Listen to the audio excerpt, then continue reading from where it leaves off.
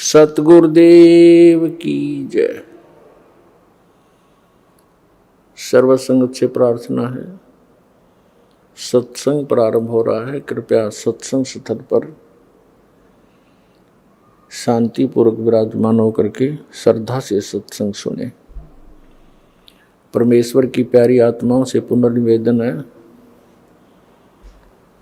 सत्संग प्रारंभ हो रहा है। कृपया सत्संग स्थल पर शांतिपूर्वक विराजमान होकर के श्रद्धा से सत्संग सुने। सत सही। संत रामपाल जी महाराज एक ऐसे महान संत जिन्होंने अपनी सतभक्ति, तत्व ज्ञान, करुणा और सेवा के बल पर समाज में नई मिसाल कायम की है। संत रामपाल जी महाराज की अगुवाई में उनके सभी सतलोक आश्रमों से समाज कल्याण के अद्भुत कार्यों ने समाज को सुनहरे भविष्य की एक नई उम्मीद दिखाई है।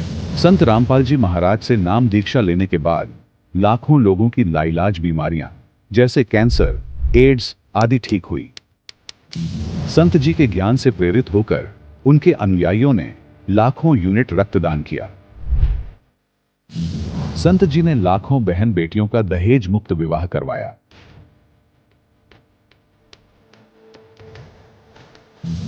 संत जी ने लाखों लोगों का नशा छुड़वाया, करोड़ों उजड़े परिवार बसे। संत जी के आश्रमों में समागम के दौरान निःशुल्क नेत्र चिकित्सा, दंत चिकित्सा प्रदान की जाती है। संत रामपाल जी महाराज द्वारा समय समय पर पर्यावरण संरक्षण के उद्देश्य से बड़े स्तर पर वृक्षारोपण किया जाता है। संत जी ने जरूरतमंदों को तत्काल राहत पहुंचाने के लिए एम्बुलेंस सेवा शुरू की। संत जी अपने अनुयायियों को देहदान के लिए प्रेरित करते हैं, जिससे मानवता की सेवा और चिकित्सा क्षेत्र में सुधार हो सके। संत रामपाल जी महाराज के सभी आश्रमों में हर रोज निःशुल्क भंडारा आयोजित किया जाता है, जहां हर वर्ग, हर जाति और हर धर्म के लोग एक साथ बैठकर भोजन करते हैं।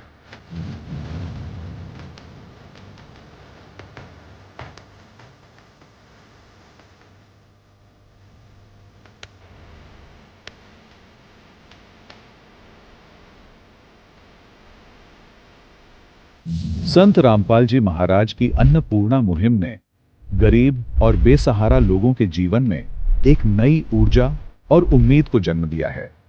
घर घर खाद्य सामग्री और जरूरी मदद पहुंचाकर संत रामपाल जी महाराज ने लोगों को दुख और मजबूरी से लड़ने की ताकत प्रदान की।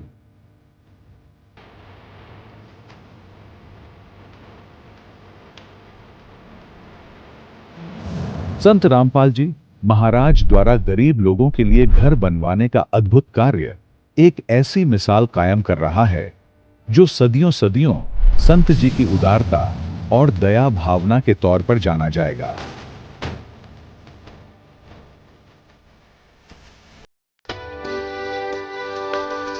संत रामपाल जी महाराज के आश्रम में हजारों बुजुर्गों को सम्मान और प्यार के साथ जीवन जीने का अवसर मिलता है। उनके खाने, रहने और स्वास्थ्य की पूरी जिम्मेदारी संत रामपाल जी महाराज उठाते हैं।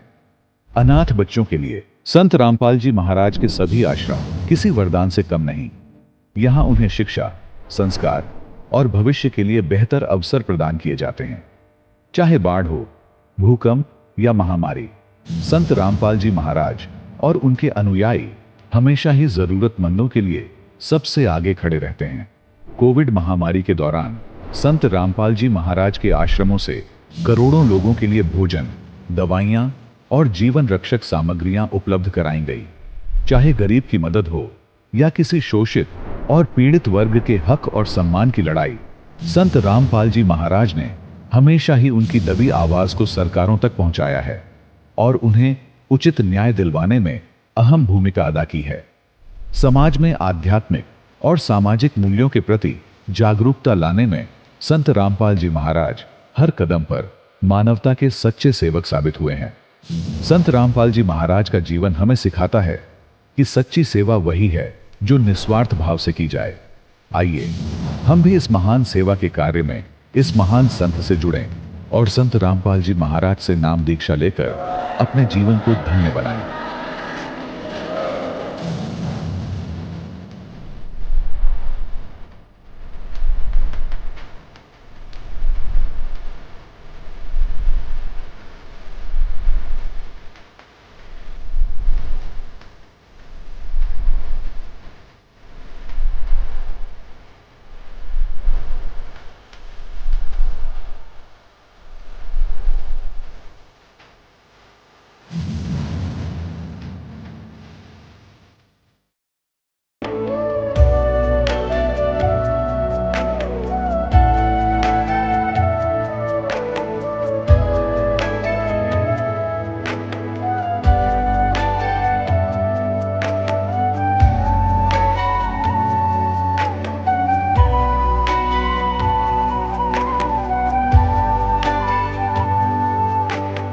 कौन ब्रह्मा का पिता है, कौन विष्णु की मां, शंकर का दादा कौन है, हमको दे पता।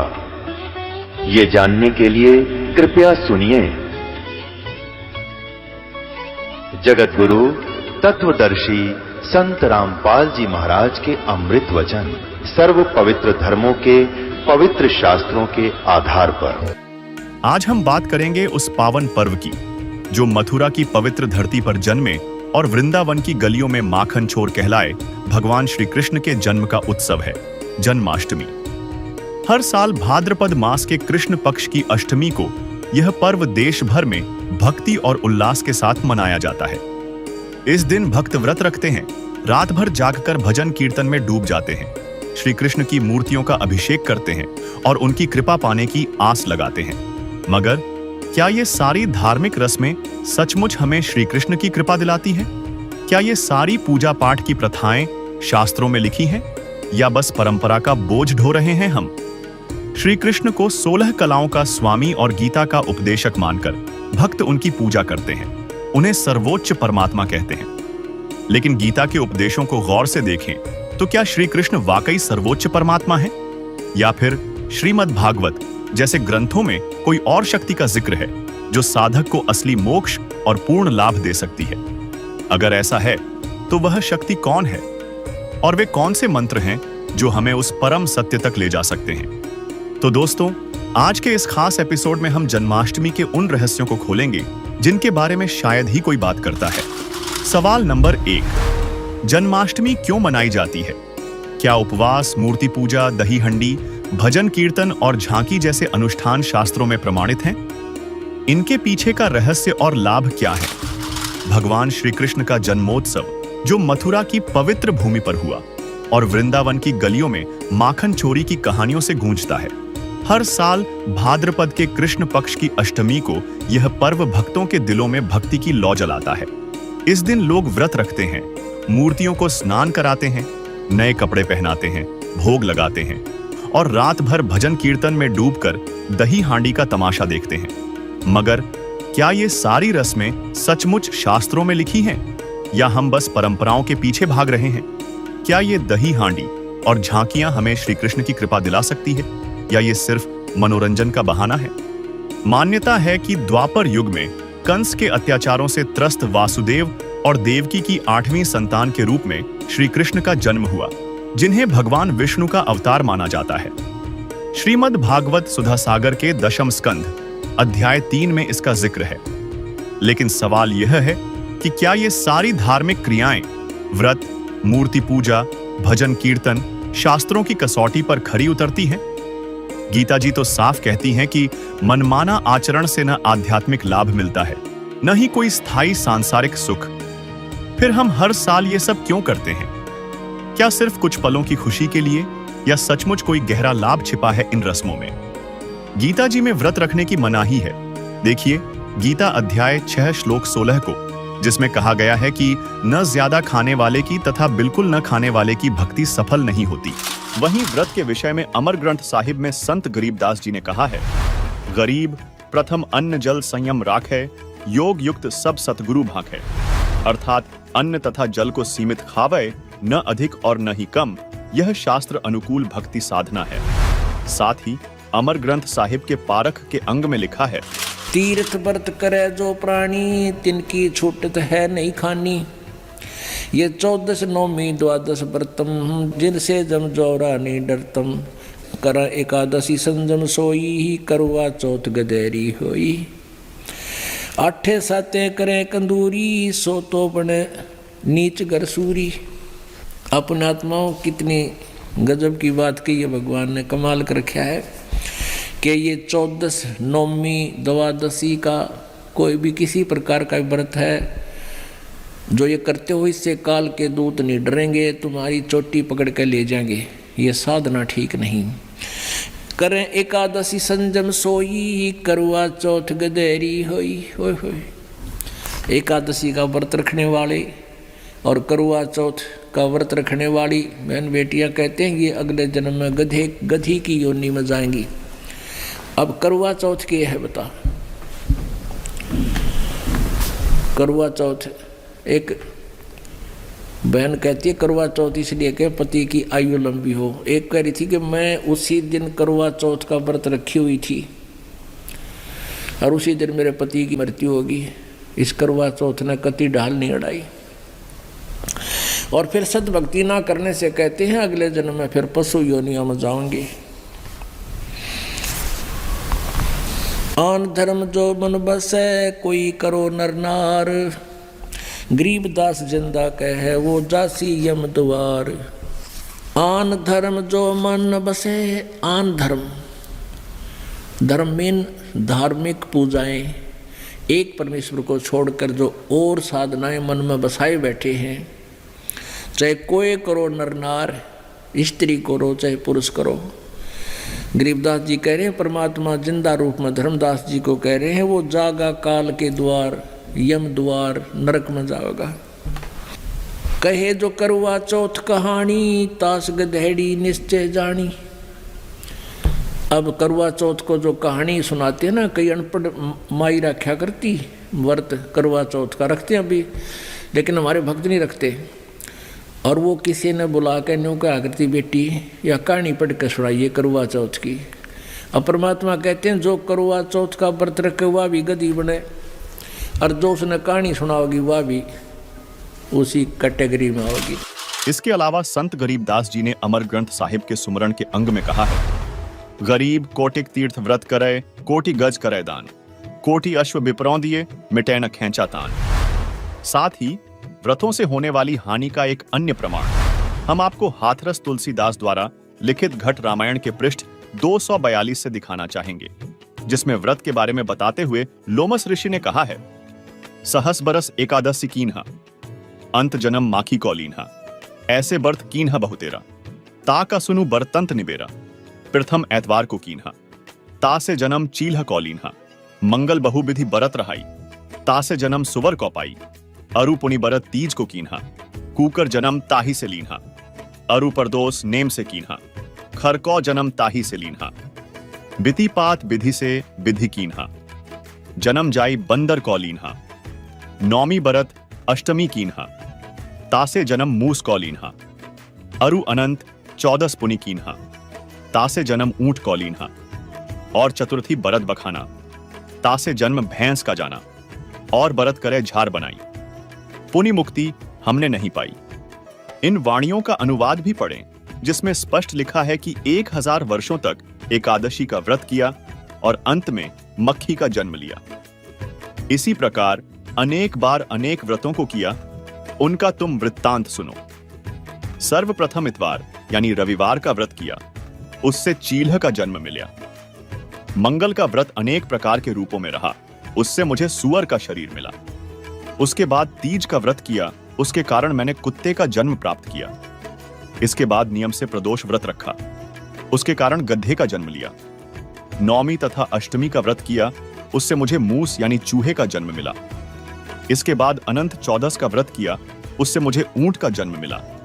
इसके बाद चतुर्थी का व्रत कहा गया, उससे भैंस का जन्म समझो। और नाना प्रकार के व्रतों का अनुशीलन पूरी तत्परता से पूछा, फिर भी मुक्ति नहीं प्राप्त की। दर्शकों, इससे यह स्पष्ट होता है कि व्रत करने से कोई भी देवी देवता प्रसन्न नहीं होते, बल्कि यह शास्त्र विरुद्ध साधना होने के कारण व्यर्थ है। और शास्त्रों में मूर्ति पूजा को भी व्यर्थ बताया गया है, जबकि श्रीमद् भागवत महापुराण स्कंध 10 अध्याय 84 श्लोक 11 व 13 में स्पष्ट लिखा है कि जो मिट्टी, पत्थर, काष्ठ यानी लकड़ी आदि पार्थिव विकारों को ही इष्ट देव मानता है और जो केवल जल को ही तीर्थ समझता है, वह मनुष्य होने पर भी पशुओं में भी नीच गधा ही है।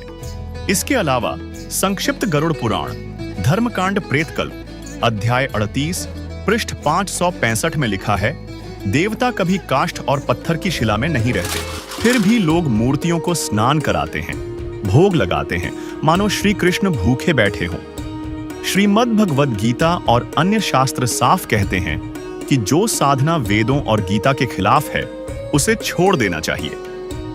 भक्ति तो केवल शास्त्रों के अनुसार होनी चाहिए, ताकि हमारा मानव जीवन सार्थक हो। क्योंकि गीता अध्याय नंबर 16 के श्लोक नंबर 23 में कहा कि शास्त्र विधि को त्याग कर जो मनमाना आचरण करते हैं, ये देखिएगा गीता अध्याय नंबर 16 के श्लोक नंबर 23 में दिखाते हैं आपको, 23 और 24 में। गीता अध्याय नंबर 16 के श्लोक नंबर हम दिखाते हैं आपको 23 में। जो पुरुष शास्त्र विधि को त्याग कर अपनी इच्छा से मनमाना आचरण करता है, वह न सिद्धि को प्राप्त होता है, न परम गति को, और न सुख को ही। अब 24 में बताया कि इससे तेरे लिए, छोड़ में जाएगा 24वां श्लोक, इससे तेरे लिए कर्तव्य की व्यवस्था में कौन से कर्म करने चाहिए भक्ति के, कौन से ना करने चाहिए, शास्त्र ही प्रमाण है। ऐसा जानकर तो शास्त्र विधि से नियत कर्म करने योग्य है, यानी शास्त्रों में जो वर्णित है वही साधना कर अन्य करेगा तो कोई लाभ नहीं होगा, यूजलेस। लेकिन समाज में भगवान को लेकर उलझने कम नहीं। कोई विष्णु को भगवान मानता है, कोई शिव को, कोई दुर्गा को, और कोई विष्णु अवतार श्री कृष्ण को, जो 16 कलाओं के स्वामी और गीता के उपदेशक मानकर भगवान मानते हैं। मगर अगर गीता और श्रीमद् भागवत पुराण को गौर से पढ़ें तो क्या श्री कृष्ण सचमुच सर्वोच्च परमात्मा है? पवित्र ऋग्वेद मंडल 9 सूक्त 93 मंत्र 2 और मंडल 10 सूक्त 4 मंत्र 3 कहता है कि पूर्ण परमात्मा माता के गर्भ से जन्म नहीं लेता, बल्कि शिशु रूप में प्रकट होता है और सशरीर चला जाता है।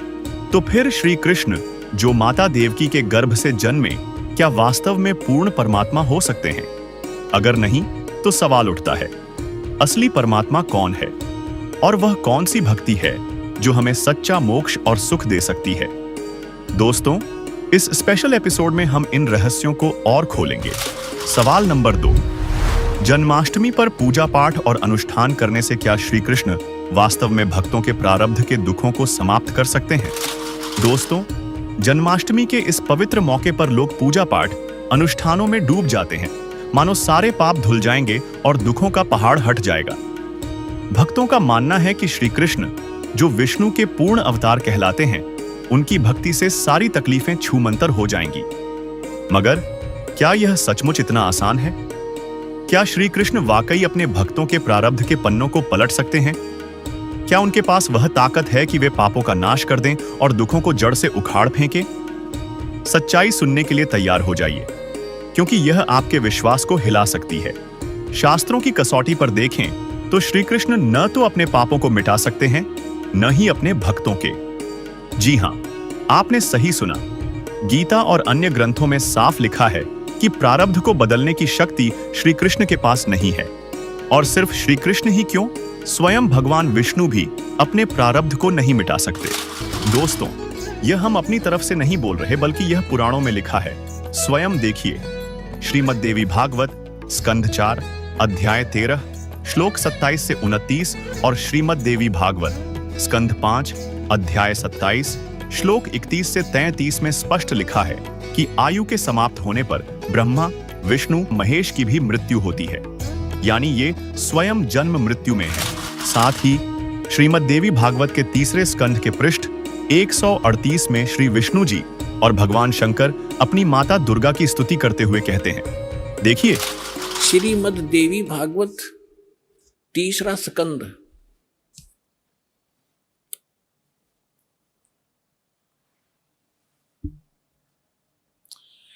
ये गीता प्रेस गोरखपुर से प्रकाशित है। ये देखिएगा, इसके ये सचित्र मोटा टाइप, केवल हिंदी, संपादक हनुमान प्रसाद पोदार, चिमनलाल गोस्वामी, और ये यहां से प्रकाशित है, मुद्रित और प्रकाशित। ये गीता प्रेस गोरखपुर से है। गीता भवन कार्यालय कोलकाता का संस्थान, गीता प्रेस गोरखपुर। इसके 123 पृष्ठ पर ले चलते हैं आपको, बिल्कुल 2 मिनट में सारी कहानी समझ में आ जाएगी। 123 पृष्ठ पे ये 3 स्कंध। भगवान विष्णु अपनी माता दुर्गा की महिमा स्तुति करते हुए, उनकी स्तुति करते हुए बोल रहे हैं, तुम शुद्ध स्वरूपा हो, यह सारा संसार तुम इसे उद्भासित हो रहा है। मैं ब्रह्मा और शंकर, हम सभी तुम्हारी कृपा से विद्यमान हैं। हमारा आविर्भाव माने जन्म, तिरोभाव माने मृत्यु।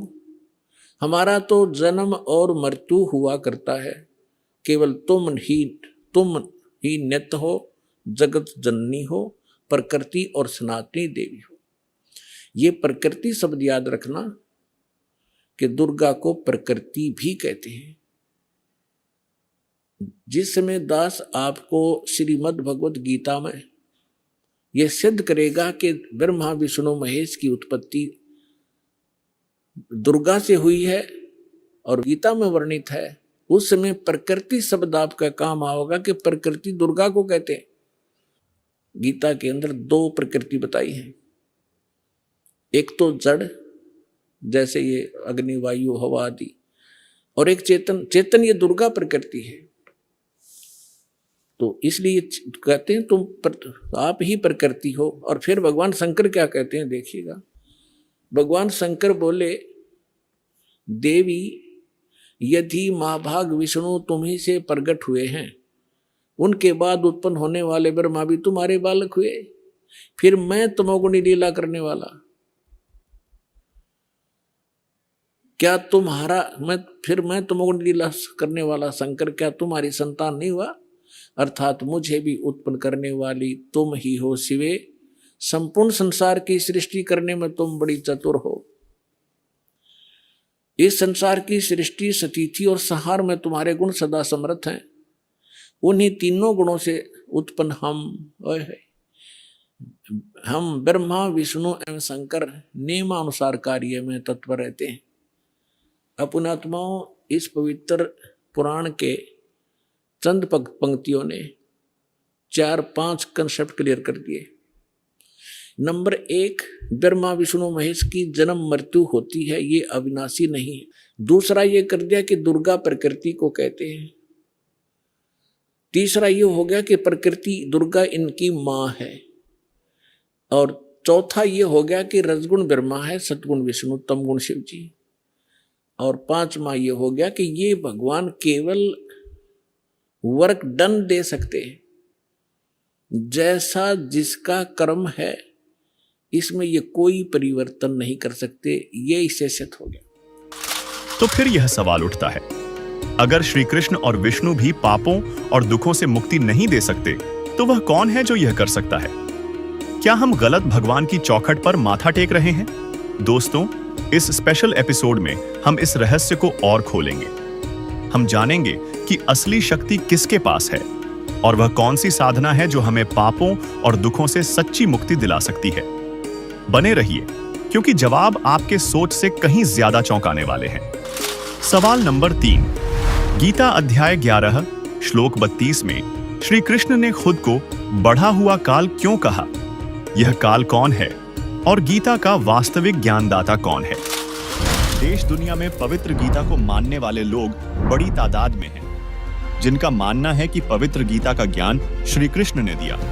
दर्शकों, जब संत रामपाल जी महाराज जी के ज्ञान पर नजर जाती है तो वास्तविकता कुछ और नजर आती है। देखिए संक्षिप्त महाभारत द्वितीय खंड के पृष्ठ 800 से 801 को, जिसमें राजा परीक्षित के पुत्र जनमेजय ने वैशंपायन जी से पूछा, ब्राह्मण, शत्रुओं का नाश हो जाने के बाद जब महात्मा श्री कृष्ण और अर्जुन सभा में बैठकर वार्तालाप कर रहे थे, उस समय उनमें क्या क्या बातचीत हुई?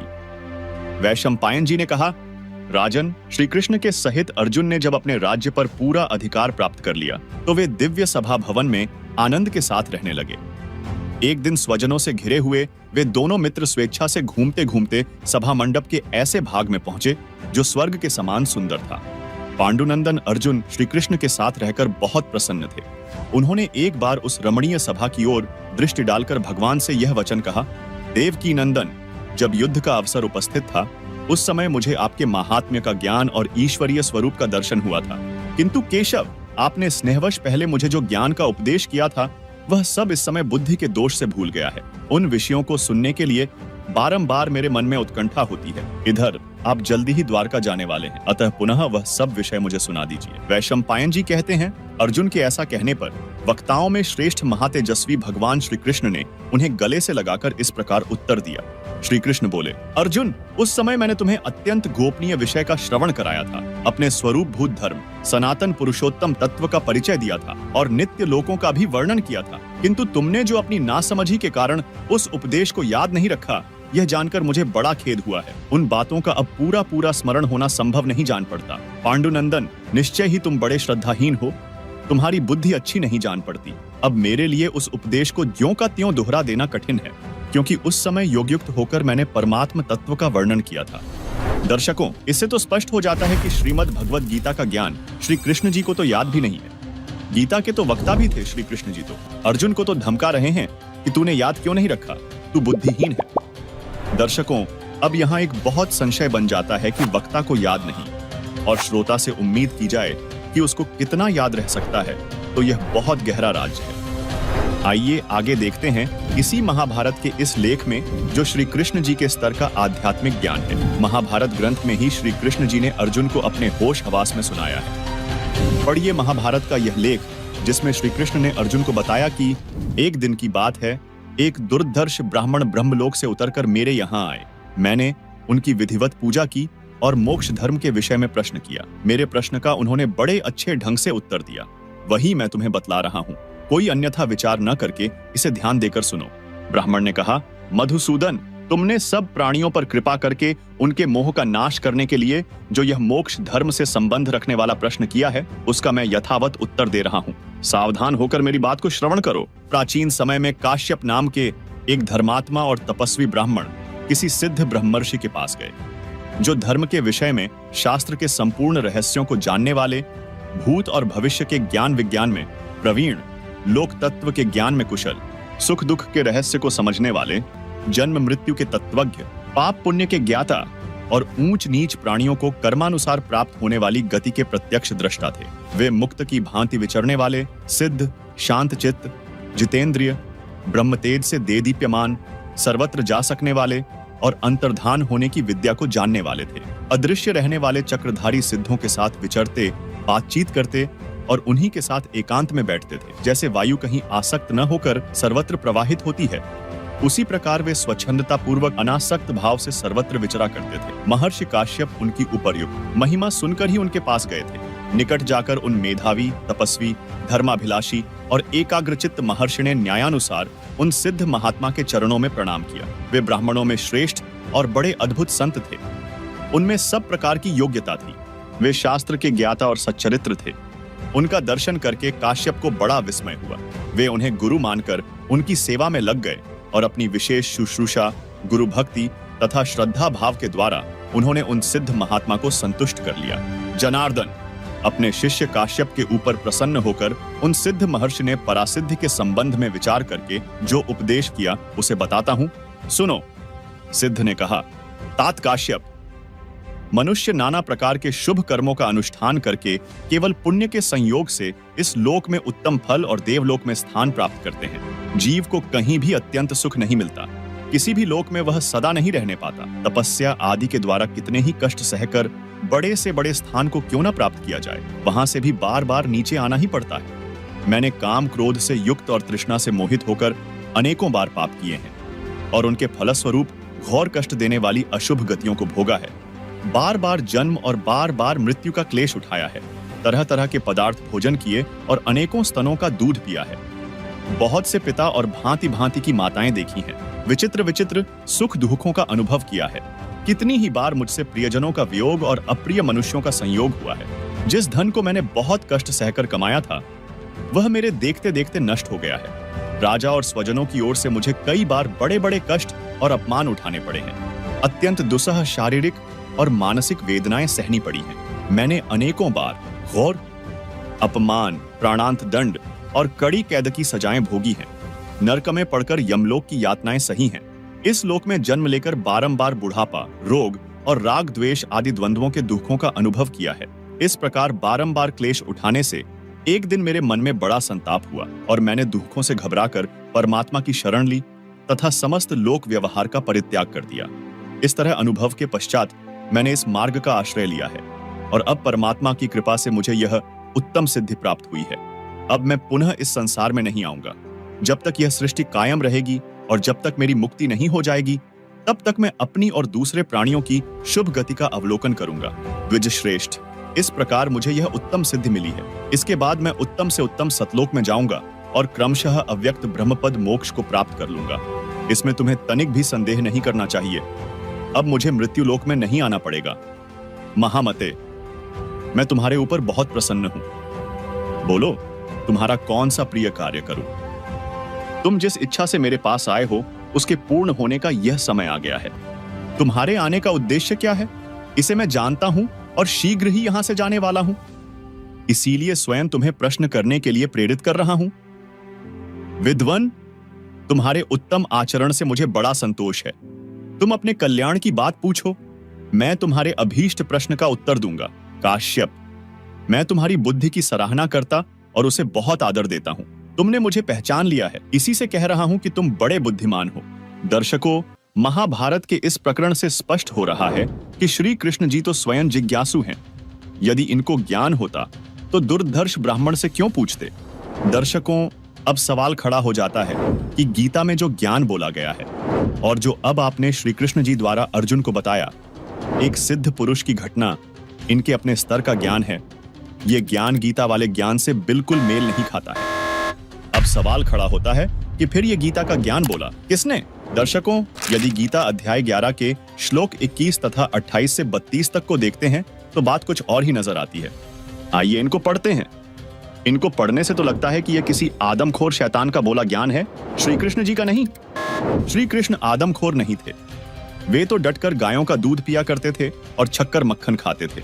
आइए पढ़ते हैं गीता अध्याय 11 के श्लोक 21 तथा 28 से 32 को। गीता अध्याय 11 का श्लोक 21। अमीहि त्वां सुरसङ्घा विशन्ति, केचित् भीताः प्राञ्जलयो गृह्णन्ति, स्वस्तीत्युक्त्वा महर्षि सिद्धसङ्घाः, स्तुवन्ति त्वां स्तुतिभिः पुष्कलाभिः। अनुवाद: वे ही देवताओं के समूह आप में प्रवेश करते हैं और कुछ भयभीत होकर हाथ जोड़े उच्चारण करते हैं तथा महर्षि और सिद्धों के समुदाय कल्याण हो ऐसा कहकर उत्तम उत्तम स्तोत्रों द्वारा आपकी स्तुति करते हैं। फिर भी आप उन्हें खा रहे हो। गीता अध्याय 11 का श्लोक 28। यथा नदीनां बहवोऽम्बुवेगाः समुद्रमेवाभिमुखा द्रवन्ति, तथा तवामि नरलोकवीरा विशन्ति वक्त्राण्यभिविज्वलन्ति। अनुवाद: जैसे नदियों के बहुत से जल के प्रवाह स्वाभाविक ही समुद्र के ही सम्मुख दौड़ते हैं, अर्थात समुद्र में प्रवेश करते हैं, वैसे ही वे नरलोक अर्थात इस पृथ्वी लोक के वीर भी आपके प्रज्वलित मुखों में प्रवेश कर रहे हैं। गीता अध्याय 11 का श्लोक 29। यथा प्रदीप्तं ज्वलनं पतंगा विशन्ति नाशाय समृद्धवेगाः, तथैव नाशाय विशन्ति लोकाः, तवापि वक्त्राणि समृद्धवेगाः। अनुवाद: जैसे पतंग मोहवश नष्ट होने के लिए प्रज्वलित अग्नि में अति वेग से दौड़ते हुए प्रवेश करते हैं, वैसे ही ये सब लोग भी अपने नाश के लिए आपके मुखों में अति वेग से दौड़ते हुए प्रवेश कर रहे हैं। गीता अध्याय 11 का श्लोक 30। लेलिह्यसेग्रसमानः समन्तात् लोकान् समग्रान् वदनैर्ज्वलद्भिः, तेजोभिरापूर्य जगत्समग्रम् भासस्तवोग्राः प्रतपन्ति विष्णो। अनुवाद: संपूर्ण लोकों को प्रज्वलित मुखों द्वारा ग्रास करते हुए सब ओर से बार बार छाट रहे हैं। हे विष्णु, आपका भयानक प्रकाश संपूर्ण जगत को तेज के द्वारा परिपूर्ण करके तपा रहा है। गीता अध्याय 11 का श्लोक 31। आख्याहि मे को भवानुग्र रूपो, नमोस्तु ते देववर प्रसीद, विज्ञातुमिच्छामि भवन्तमाद्यं, न हि प्रजानामि तव प्रवृत्तिम्। अनुवाद: मुझे बतलाइए कि आप उग्र रूप वाले कौन हैं। हे देवों में श्रेष्ठ, आपको नमस्कार हो, आप प्रसन्न होइए। आदियम अर्थात पुरातन काल आपको मैं विशेष रूप से जानना चाहता हूं, क्योंकि मैं आपकी प्रवृत्ति को नहीं जानता। गीता अध्याय 11 का श्लोक 32। कालोऽस्मि लोकक्षयकृत् प्रवृद्धो, लोकान् समाहर्तुमिह प्रवृत्तः, ऋतेऽपि त्वां न भविष्यन्ति सर्वे येव स्थिताः प्रत्यनीकेषु योधाः। अनुवाद। लोकों का नाश करने वाला बढ़ा हुआ काल हूं। इस समय इन लोकों को नष्ट करने के लिए प्रकट हुआ हूं। इसलिए जो प्रतिपक्षियों की सेना में स्थित योद्धा लोग हैं, वे सब तेरे बिना भी नहीं रहेंगे, अर्थात तेरे युद्ध न करने से भी इन सब का नाश हो जाएगा। दर्शकों, गीता अध्याय 11 श्लोक 21 तथा 28 से 32 को पढ़ने से स्पष्ट हो जाता है कि ये ज्ञान इस काल ने बोला है, और स्पष्ट हो जाता है कि श्री कृष्ण काल नहीं थे। इन्होंने पहले कभी काल नहीं कहा। महाभारत के युद्ध के बाद कभी अपने को काल नहीं कहा। इसका राज इस वीडियो में खुलेगा। दर्शकों, गीता ज्ञान देने वाले ने गीता अध्याय 7 श्लोक 10 तथा 11 में कहा है कि हे अर्जुन, मेरे अंतर्गत 21 ब्रह्मांड में जितने भी प्राणी हैं, चाहे वे ब्रह्मा, विष्णु, महेश भी क्यों ना हो, सब बलवानों का बल तथा बुद्धिमानों की बुद्धि मेरे हाथ में है। जब चाहूं बल प्रदान कर दूं, जब चाहूं बलहीन कर दूं, यानी शक्ति छीन लूं। जब चाहूं मैं बुद्धि दे दूं, जब चाहूं मैं बुद्धिहीन कर दूं। प्रमाण के लिए दर्शकों देखिए यह वीडियो। में क्या कहा कि अर्जुन, मैं बुद्धिमानों की बुद्धि और बलवानों का बल हूँ। संपूर्ण प्राणियों का सनातन बीज मुझको जान, और बुद्धिमानों में बुद्धि, तेजों का तेज मैं ही हूँ। और 11वें में क्या कहा है कि हे भरत श्रेष्ठ, मैं बलवानों का आसक्ति और कामना से रहित बल अर्थात सामर्थ्य हूँ। कहने का भाव ये है कि मैं बलवानों का बल और बुद्धिमानों की बुद्धि इनकी मेरे हाथ में है। जैसे महाभारत के अंदर अर्जुन को बल दे दिया, ना जाने कितनी हत्या कर डाली, और जब श्री कृष्ण जी का वध कर दिया एक शिकारी ने, और सारे यादव लड़के मर गए कट गए जमुना के किनारे पे, तो फिर अर्जुन सभी गोपियों को लेकर आ रहा था द्वारका की सभी स्त्रियों को कृष्ण जी के आदेश अनुसार। उसके पास वही धनुष था जो महाभारत में उसने करोड़ों जीव मार दिए थे, और रास्ते में बिल्लों ने पीटा, सारी कुछ औरतों को भी ले गए घसीट के, उनके गहने तोड़ ले गए, लूट ले गए। अर्जुन खड़ा खड़ा कांपा है, उसका हाथ नहीं उठा। तो जब वो जा लिए, जब उसकी बुद्धि ने काम किया कि कृष्ण ने हमारे साथ सदा धोखा ही धोखा दिया, जब मुझसे नाश कराना था महाभारत में, जब तो ताकत दे दी, ना जाने कितने जीव मार दिए मैंने कभी उछल उछल के, और आज मैं खड़ा खड़ा पिट रहा हूं, मेरे हाथ भी ना उठते।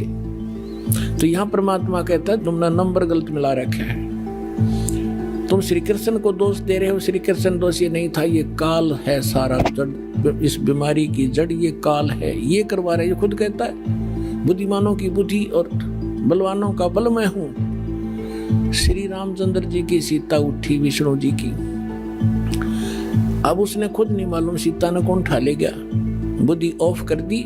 जब पार्वती ने ये कहा शंकर जी से कि मैं इसकी परीक्षा लूंगी, आपको ये विष्णु जी है, भगवान है, वह परीक्षा लेना आई सीता रूप बना कर, जब उसकी बुद्धि ऑन कर दी काल ने, और तुरंत पहचान दी कि तो आप तो दक्ष पुत्री माया हो, और अपनी पत्नी का पता नहीं कौन ठा ले गया। उसने तो हनुमान जैसे चारों तरफ घूम कर ढूंढ के ले, और उधर पार्वती पहचान दी। तो कहते बलवानों का बल और बुद्धिमानों की बुद्धि मैं ही हूँ।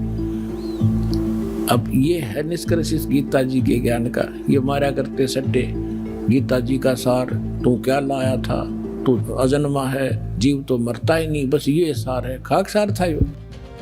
तो दर्शकों, इससे तो बहुत गहरा राज हो गया कि श्री कृष्ण का तो रोल भी नहीं है, लेकिन हजारों वर्षों से हम अपने धर्म गुरुओं, शंकराचार्यों, कथावाचकों से यही सुनते आ रहे हैं कि गीता का ज्ञान श्री कृष्ण ने दिया, तो अब समय आ गया है गीता ज्ञान दाता के रहस्य से पर्दा उठाने का, गीता जी के ज्ञान दाता की सच्चाई जानने का।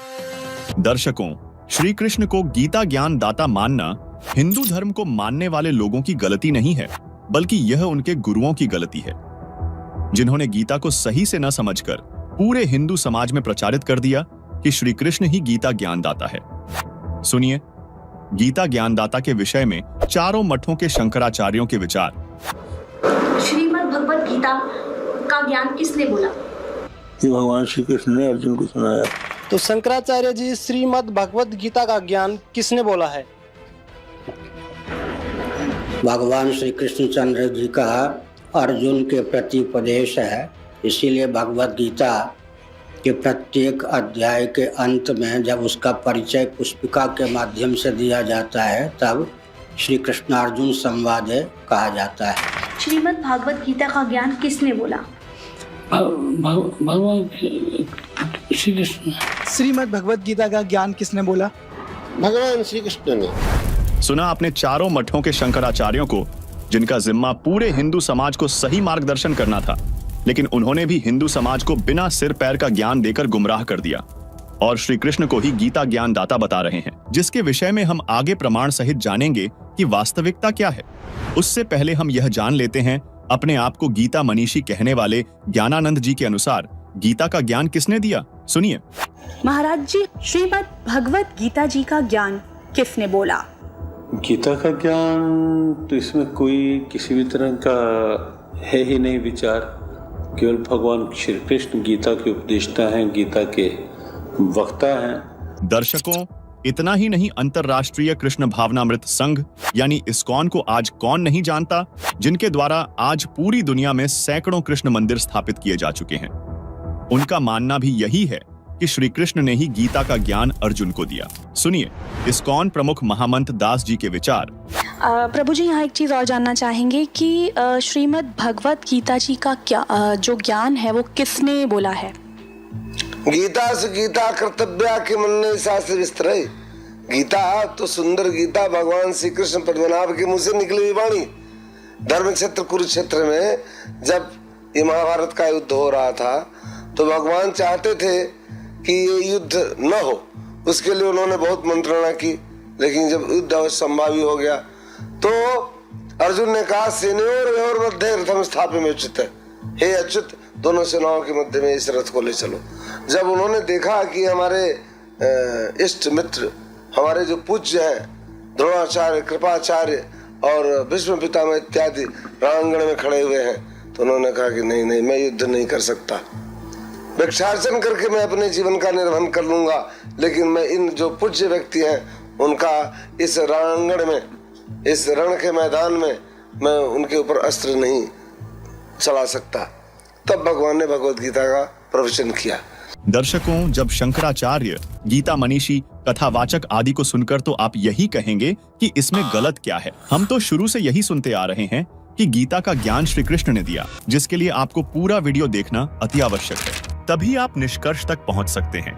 दर्शकों, यह तो हम सभी जानते हैं कि श्री कृष्ण पांडवों और कौरवों का युद्ध नहीं चाहते थे, जिसके लिए वे शांति दूत बनकर भी कौरवों की सभा में गए थे, लेकिन दुर्योधन ने उनका अपमान करते हुए उन्हें बंदी बनाने का प्रयास किया था। तब श्री कृष्ण ने अपना विराट रूप कौरवों की सभा में दिखाया था। तो चलिए अब इसका प्रमाण भी देख लेते हैं, जिससे आपकी कोई शंका न रह जाए। देखिए, अब एक और प्रमाण देते हैं कि महाभारत में प्रमाण है कि श्री कृष्ण जी ने कौरवों की सभा में अपना विराट रूप दिखाया था। तो इससे भी आपको प्रमाणित हो जाएगा। ये देखिएगा, संक्षिप्त महाभारत प्रथम खंड, गीता प्रेस गोरखपुर से प्रकाशित है।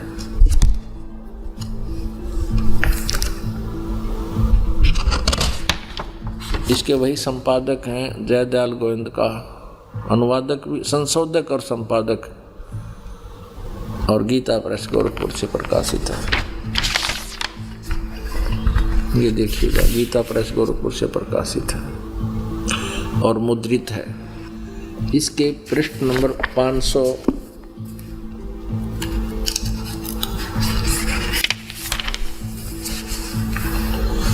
44 और 45 पर आपको दिखाते हैं। ये है उद्योग पर्व। उद्योग पर्व है दुर्योधन की कुमंत्रणा, भगवान का विश्व रूप दर्शन और कौरव सभा से प्रस्थान।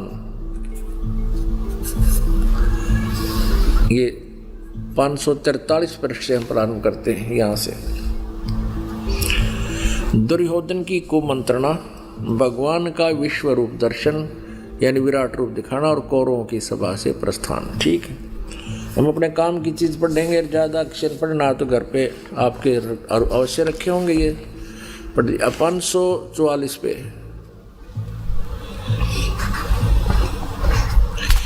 इसके बाद विदुर जी बोले, दुर्योधन तुम मेरी बात सुनो। देखो, श्री कृष्ण को कैद करने का विचार नरकासुर ने भी किया था, किंतु सब दानों के साथ मिलकर भी वह ऐसा नहीं कर सका। फिर तुम इन्हें अपने बलबूते पर पकड़ने का साहस कैसे करते हो? विदुर जी का वक्तव्य समाप्त होने पर भगवान श्री कृष्ण ने कहा, दुर्योधन तुम जो अज्ञानवश ये समझते हो कि मैं अकेला हूँ और मुझे दबाकर कैद करना चाहते हो, सो शायद याद रखो समस्त पांडव और वर्षणी तथा अंधकवंशीय यादव भी यही हैं। वे ही नहीं, आदित्य, रुद्र, वसु और समस्त महर्षिगण भी यही मौजूद हैं। ऐसा कहकर शत्रु दमन श्री कृष्ण ने अट्टहास किया।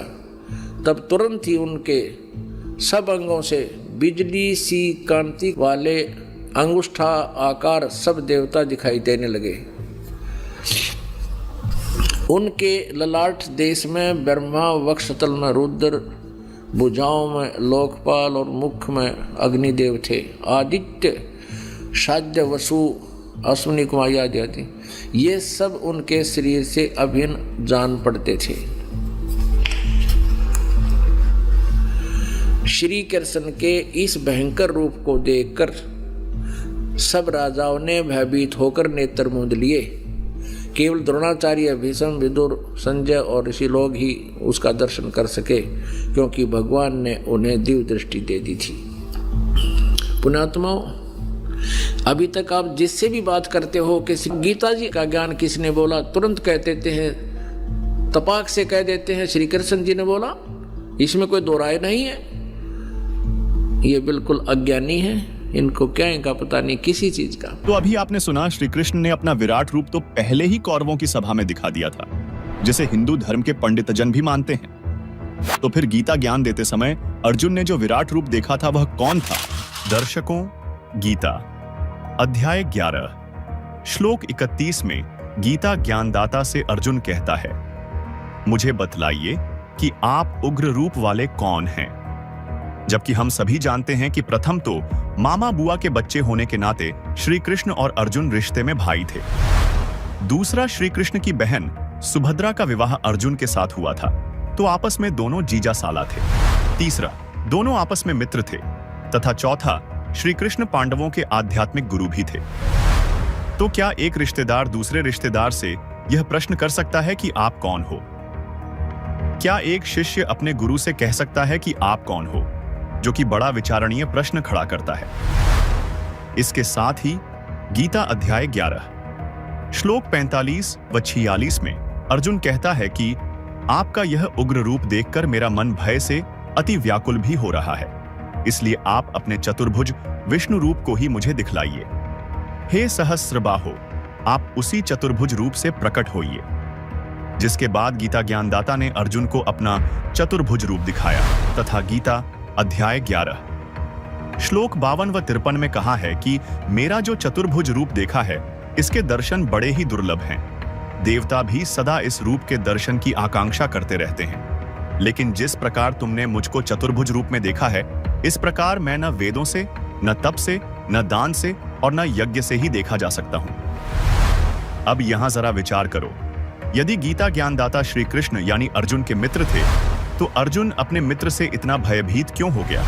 तथा हम सभी जानते हैं कि श्री कृष्ण भगवान विष्णु के अवतार थे, जो कि 4 भुजा के भगवान हैं। तो अर्जुन गीता अध्याय 11 श्लोक 46 में तो हे सहस्रबाहो यानी 1000 भुजा वाले भगवान कहकर गीता ज्ञानदाता को संबोधित कर रहा है।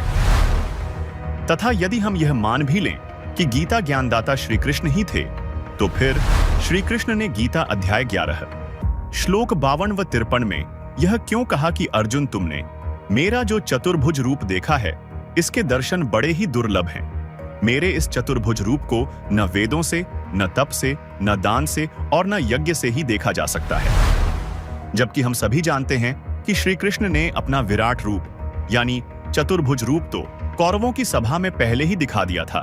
तो फिर गीता ज्ञानदाता यदि श्री कृष्ण जी थे, तो उनका यह कहना कि मेरा चतुर्भुज रूप वेदों से, तप से, दान से और यज्ञ से नहीं देखा जा सकता, जिससे श्री कृष्ण का यह कथन उचित नहीं जान पड़ता तथा श्री कृष्ण द्वारा कौरवों की सभा में दिखाए गए विराट रूप और महाभारत युद्ध में गीता ज्ञानदाता द्वारा दिखाए गए विराट रूप में जमीन आसमान का फर्क था। इससे तो प्रतीत होता है कि महाभारत के युद्ध में अर्जुन ने जिस विराट रूप के दर्शन किए थे वह श्री कृष्ण थे ही नहीं। अब 10 वॉट के बल्ब को 1000 वॉट का बताए तो वह कितना ज्ञानी होगा। इसी तरह जब श्री कृष्ण अर्थात विष्णु जी 4 भुजा के भगवान हैं तो वे 1000 भुजा कैसे बना सकते हैं, विचार करने वाली बात है। वही गीता अध्याय 11 श्लोक 21 में अर्जुन ने कहा कि आप तो देवताओं के समूह को खा रहे हैं जो आपकी स्तुति हाथ जोड़कर भयभीत होकर कर रहे हैं। महर्षियों तथा सिद्धों के समुदाय आपसे अपने जीवन की रक्षा की मंगल कामना कर रहे हैं, आप उन्हें भी खा रहे हो। जबकि भगवान किसी का नाश नहीं करता, क्योंकि भगवान तो दयालु होता है। और फिर यह तो स्वयं गीता अध्याय 11 श्लोक 32 में कहता है कि लोकों का नाश करने वाला बढ़ा हुआ काल हूं। इस समय इन लोकों को नष्ट करने के लिए प्रकट हुआ हूं, क्योंकि श्री कृष्ण जी ने पहले कभी अपने आप को काल नहीं कहा और न बाद में। वही श्री कृष्ण जी को देखकर कोई भयभीत नहीं होता था। गोप गोपियां, ग्वाल बाल, पशु पक्षी सब दर्शन करके आनंदित होते थे। तो आप स्वयं सोचिए, क्या श्री कृष्ण जी काल हो सकते हैं? नहीं।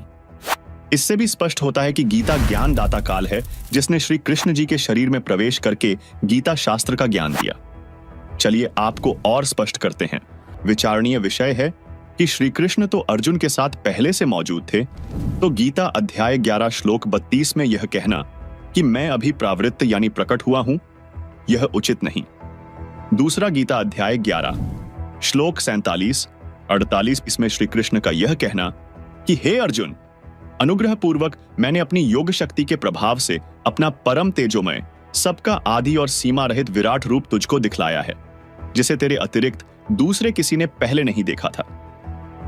मनुष्य लोक में इस प्रकार विश्व रूप वाला मैं न वेद अध्ययन से, न यज्ञों से, न दान से, न क्रियाओं से और न उग्र तपों से ही तेरे अतिरिक्त दूसरे के द्वारा देखा जा सकता हूं। अब आप खुद सोचिए कि श्री कृष्ण जब अपना विराट रूप कौरवों की सभा में पहले ही दिखा दिए थे, जिसे हमारे हिंदू धर्म गुरु और पंडितजन भी मानते हैं, तो फिर श्री कृष्ण का यह कहना कि यह मेरा विराट रूप तुझसे पहले किसी ने नहीं देखा, तो इससे तो यही सिद्ध होता है कि श्री कृष्ण अर्जुन से झूठ बोल रहे हैं। लेकिन दर्शकों, श्री कृष्ण उर्फ विष्णु जी सतोगुणी भगवान हैं जो झूठ नहीं बोल सकते, यह आप भी मानते हैं। इससे भी स्पष्ट होता है कि वह कोई और शक्ति यानी काल था जो उस समय प्रकट हुआ था, जिसके उग्र रूप को देखकर अर्जुन जैसा योद्धा भी कांपने लगा था। आपने ठीक ही कहा है कि आपके विराट रूप के तेज को मेरी आंखें सहन नहीं कर पाएंगी। आपका ये विशाल और विकराल रूप देखकर मेरा मन घबराहट के मारे व्याकुल हो रहा है। जबकि हम सभी जानते हैं श्री कृष्ण का रूप भयंकर नहीं था, बल्कि उनका रूप तो मनमोहक था, जिन्हें ग्वाल बाल, गोपियां, पशु पक्षी आदि सभी प्यार करते थे। तथा श्री कृष्ण का जन्म कंस की कारागार में माता देवकी के गर्भ से हुआ था, जिसका प्रमाण श्रीमद् भागवत सुधा सागर यानी शुक सागर के 10वें स्कंध अध्याय 3 में है। जबकि काल ब्रह्म ब्रह्मलोक में रहता है, यह किसी को प्रत्यक्ष दर्शन नहीं देता, क्योंकि इसने सनातन परम धाम सतलोक में एक भयंकर गलती की थी। इसी के परिणाम स्वरूप इसे श्राप लगा हुआ है, जिसके कारण यह प्रतिदिन 1 लाख मनुष्यधारी प्राणियों के शरीर से निकलने वाली गंध को खाता है और 1.25 लाख को उत्पन्न करता है। इसलिए यह अपनी योग माया से छिपा रहता है। अधिक जानकारी के लिए देखिए संपूर्ण सृष्टि रचना से संबंधित यह वीडियो, जिसका लिंक हमने इसी वीडियो के डिस्क्रिप्शन बॉक्स में दिया है। किसी को प्रत्यक्ष दर्शन नहीं देता है, जिसका प्रमाण गीता अध्याय 7 श्लोक 24 से 25 है, जिसमें काल ने स्वयं कहा है। गीता अध्याय 7 श्लोक 24 अव्यक्तं व्यक्तिमापन्नं मन्यन्ते माम बुद्धयः परं भावमजानन्तो ममाव्ययमनुत्तमम्। बुद्धिहीन लोग मेरे अश्रेष्ठ अटल परम भाव को न जानते हुए छिपे हुए, अर्थात परोक्ष मुझकाल को मनुष्य की तरह आकार में कृष्ण अवतार प्राप्त हुआ मानते हैं, अर्थात मैं कृष्ण नहीं हूं। गीता अध्याय 7 श्लोक 25। नाहं प्रकाशः सर्वस्य योगमाया समावृतः मूढोऽयं नाभिजानाति लोको मामजमव्ययम्। मैं योग माया से छिपा हुआ सबके प्रत्यक्ष नहीं होता, अर्थात अदृश्य रहता हूं। इसलिए मुझ जन्म न लेने वाले अविनाशी अटल भाव को यह अज्ञानी जनसमुदाय संसार नहीं जानता, अर्थात मुझको अवतार रूप में आया समझता है, क्योंकि ब्रह्म अपनी शब्द शक्ति से अपने नाना रूप बना लेता है। यह दुर्गा का पति है, इसलिए इस श्लोक में कह रहा है कि मैं श्री कृष्ण आदि की तरह दुर्गा से जन्म नहीं लेता। दर्शकों, गीता अध्याय 7 श्लोक 25 में अपने को अजन्मा कहने का तात्पर्य गीता ज्ञानदाता का यह है कि मैं अब प्रकट हुआ हूं, यानी अब मैं श्री कृष्ण की तरह जन्म लेकर नहीं आया हूं। यहां जो अपने आप को अजन्मा कह रहा है, इसका भावार्थ है कि अब वह आया है, प्रकट हुआ है, उसका जन्म नहीं हुआ, इसलिए वह अपने को अजन्मा कहता है। लेकिन दर्शकों, वास्तव में यह अजन्मा नहीं है, क्योंकि यह खुद गीता अध्याय 4 श्लोक 5 व 9 में, गीता अध्याय 2 श्लोक 12 में, गीता अध्याय 10 श्लोक 2 में कहता है कि अर्जुन, मेरे और तेरे बहुत जन्म हो चुके हैं। तो दर्शकों, यहां यह स्पष्ट करना अनिवार्य है कि यहां जो इसने अपने को जो अजन्मा कहा है, इसका अर्थ यह है कि यह वैसे ही प्रकट हो गया, यानी श्री कृष्ण के अंदर प्रवेश हुआ, इसका जन्म नहीं हुआ। ऐसी यह लीला करता है, इसीलिए इसने यहां अजन्मा कहा है। वैसे तो इसने गीता अध्याय 4 श्लोक 5 व 9 में, गीता अध्याय 2 श्लोक 12 में, गीता अध्याय 10 श्लोक 2 में स्वयं स्वीकार कर रहा है कि मेरे जन्म मृत्यु होते हैं। इसलिए गीता ज्ञानदाता काल ने गीता अध्याय 4 श्लोक 5 में कहा है कि हे परंतप अर्जुन, मेरे और तेरे बहुत से जन्म हो चुके हैं, उन सबको तू नहीं जानता किंतु मैं जानता हूं। गीता अध्याय 4 के श्लोक 9 में काल कहता है कि हे अर्जुन, मेरे जन्म और कर्म दिव्य अर्थात अलौकिक हैं। चलिए अब देखते हैं काल के जन्म और कर्म किस प्रकार दिव्य हैं। श्री विष्णु पुराण के 4थे अंश के अध्याय 2 श्लोक 19 से 26 में प्रमाण है कि एक समय देवताओं और राक्षसों का युद्ध हुआ। देवता पराजित होकर समुद्र के किनारे जाकर छिप गए, फिर भगवान की तपस्या स्तुति करने लगे। तब काल देवताओं को श्री विष्णु जी के रूप में दर्शन देकर कहा कि मैंने जो आपकी समस्या है वह जान ली है, आप पुरंज राजा को युद्ध के लिए तैयार कर लो। मैं उस राजा श्रेष्ठ के शरीर में प्रविष्ट होकर राक्षसों का नाश कर दूंगा। ऐसा ही किया गया। साथ ही श्री विष्णु पुराण के 4थे अंश के अध्याय 3 श्लोक 4 से 6 में प्रमाण है कि एक समय नागवंशियों तथा गंधर्वों का युद्ध हुआ। गंधर्वों ने नागों के सर्व बहुमूल्य हीरे, लाल व खजाने लूट लिए, उनके राज्य पर भी कब्जा कर लिया। नागाओं ने भगवान की स्तुति की। वहीं काल भगवान विष्णु रूप धारण करके प्रकट हुआ। कहा कि आप पुरुकुत्स राजा को गंधर्वों के साथ युद्ध के लिए तैयार कर लें। मैं राजा पुरुकुत्स के शरीर में प्रवेश करके दुष्ट गंधर्वों का नाश कर दूंगा। ऐसा ही हुआ। इस तरह इसके जन्म और कर्म अलौकिक हैं। यह किसी को प्रत्यक्ष दर्शन नहीं देता और सर्व कार्य प्रेत की तरह किसी के शरीर में प्रवेश करके कर जाता है, जिससे लोगों में भ्रम बना रहता है।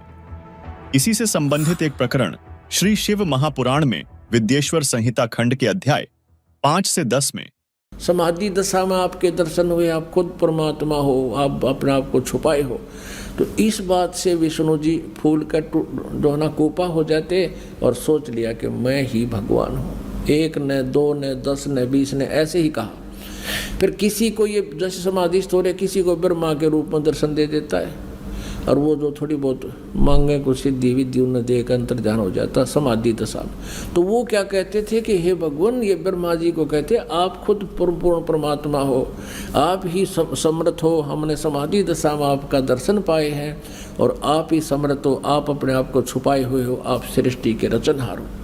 और किसी को शिव रूप में दे देता है तो वो सोचते हैं शिव ही सृष्टि रचने वाला है, ये छुपाए हुए हैं अपने आप को। तो इसी आधार से ब्रह्मा जी ने तन्नो सोच लिया मैं सृष्टि करता, सब मेरे से उत्पन्न हुए।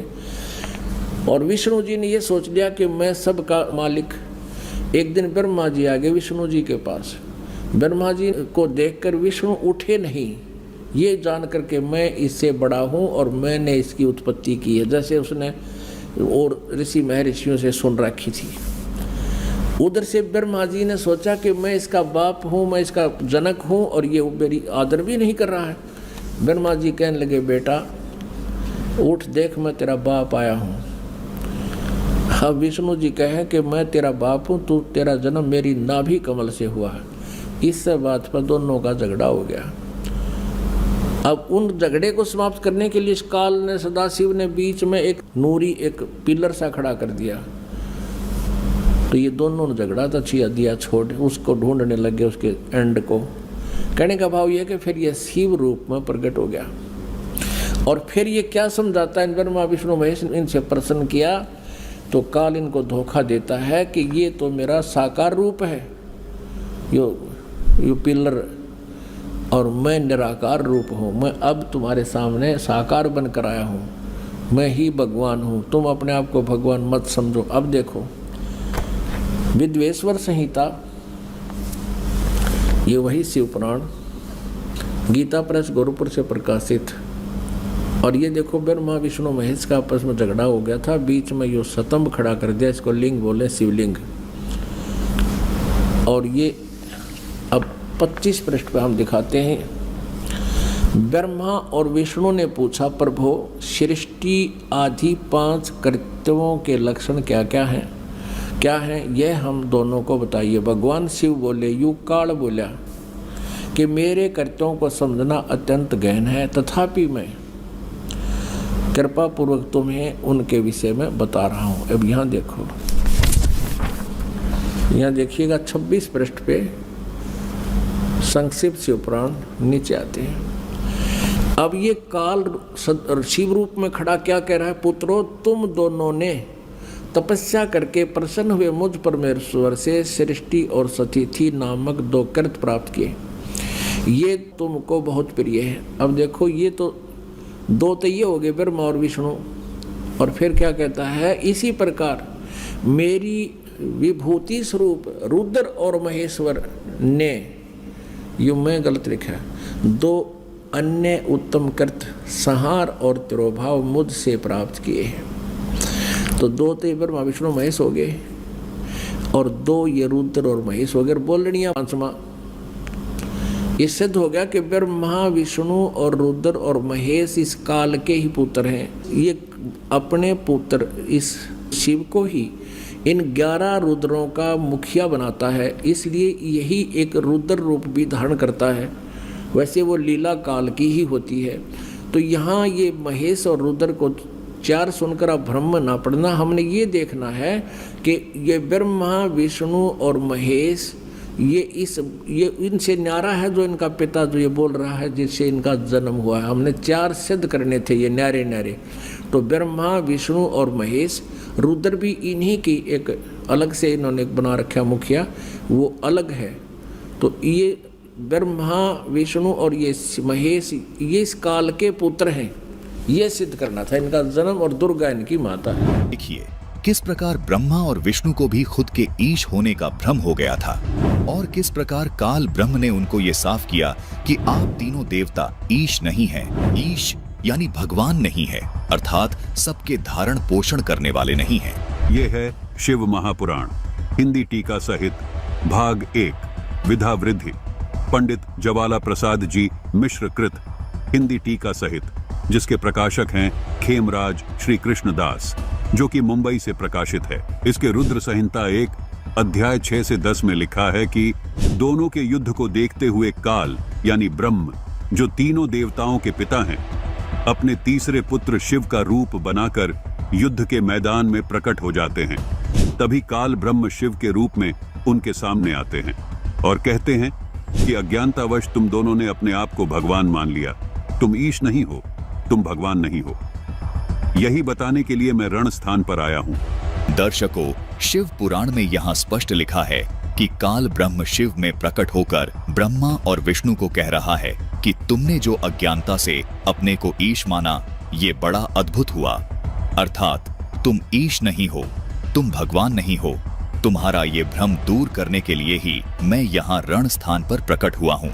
दर्शकों, यही भ्रम हिंदू धर्म के बहुत से धर्म गुरुओं को हो रखा है, जबकि हमारे पुराण ये स्पष्ट कर रहे हैं कि ये तीनों देवता पूर्ण परमात्मा नहीं हैं, इनसे ऊपर कोई और भगवान है।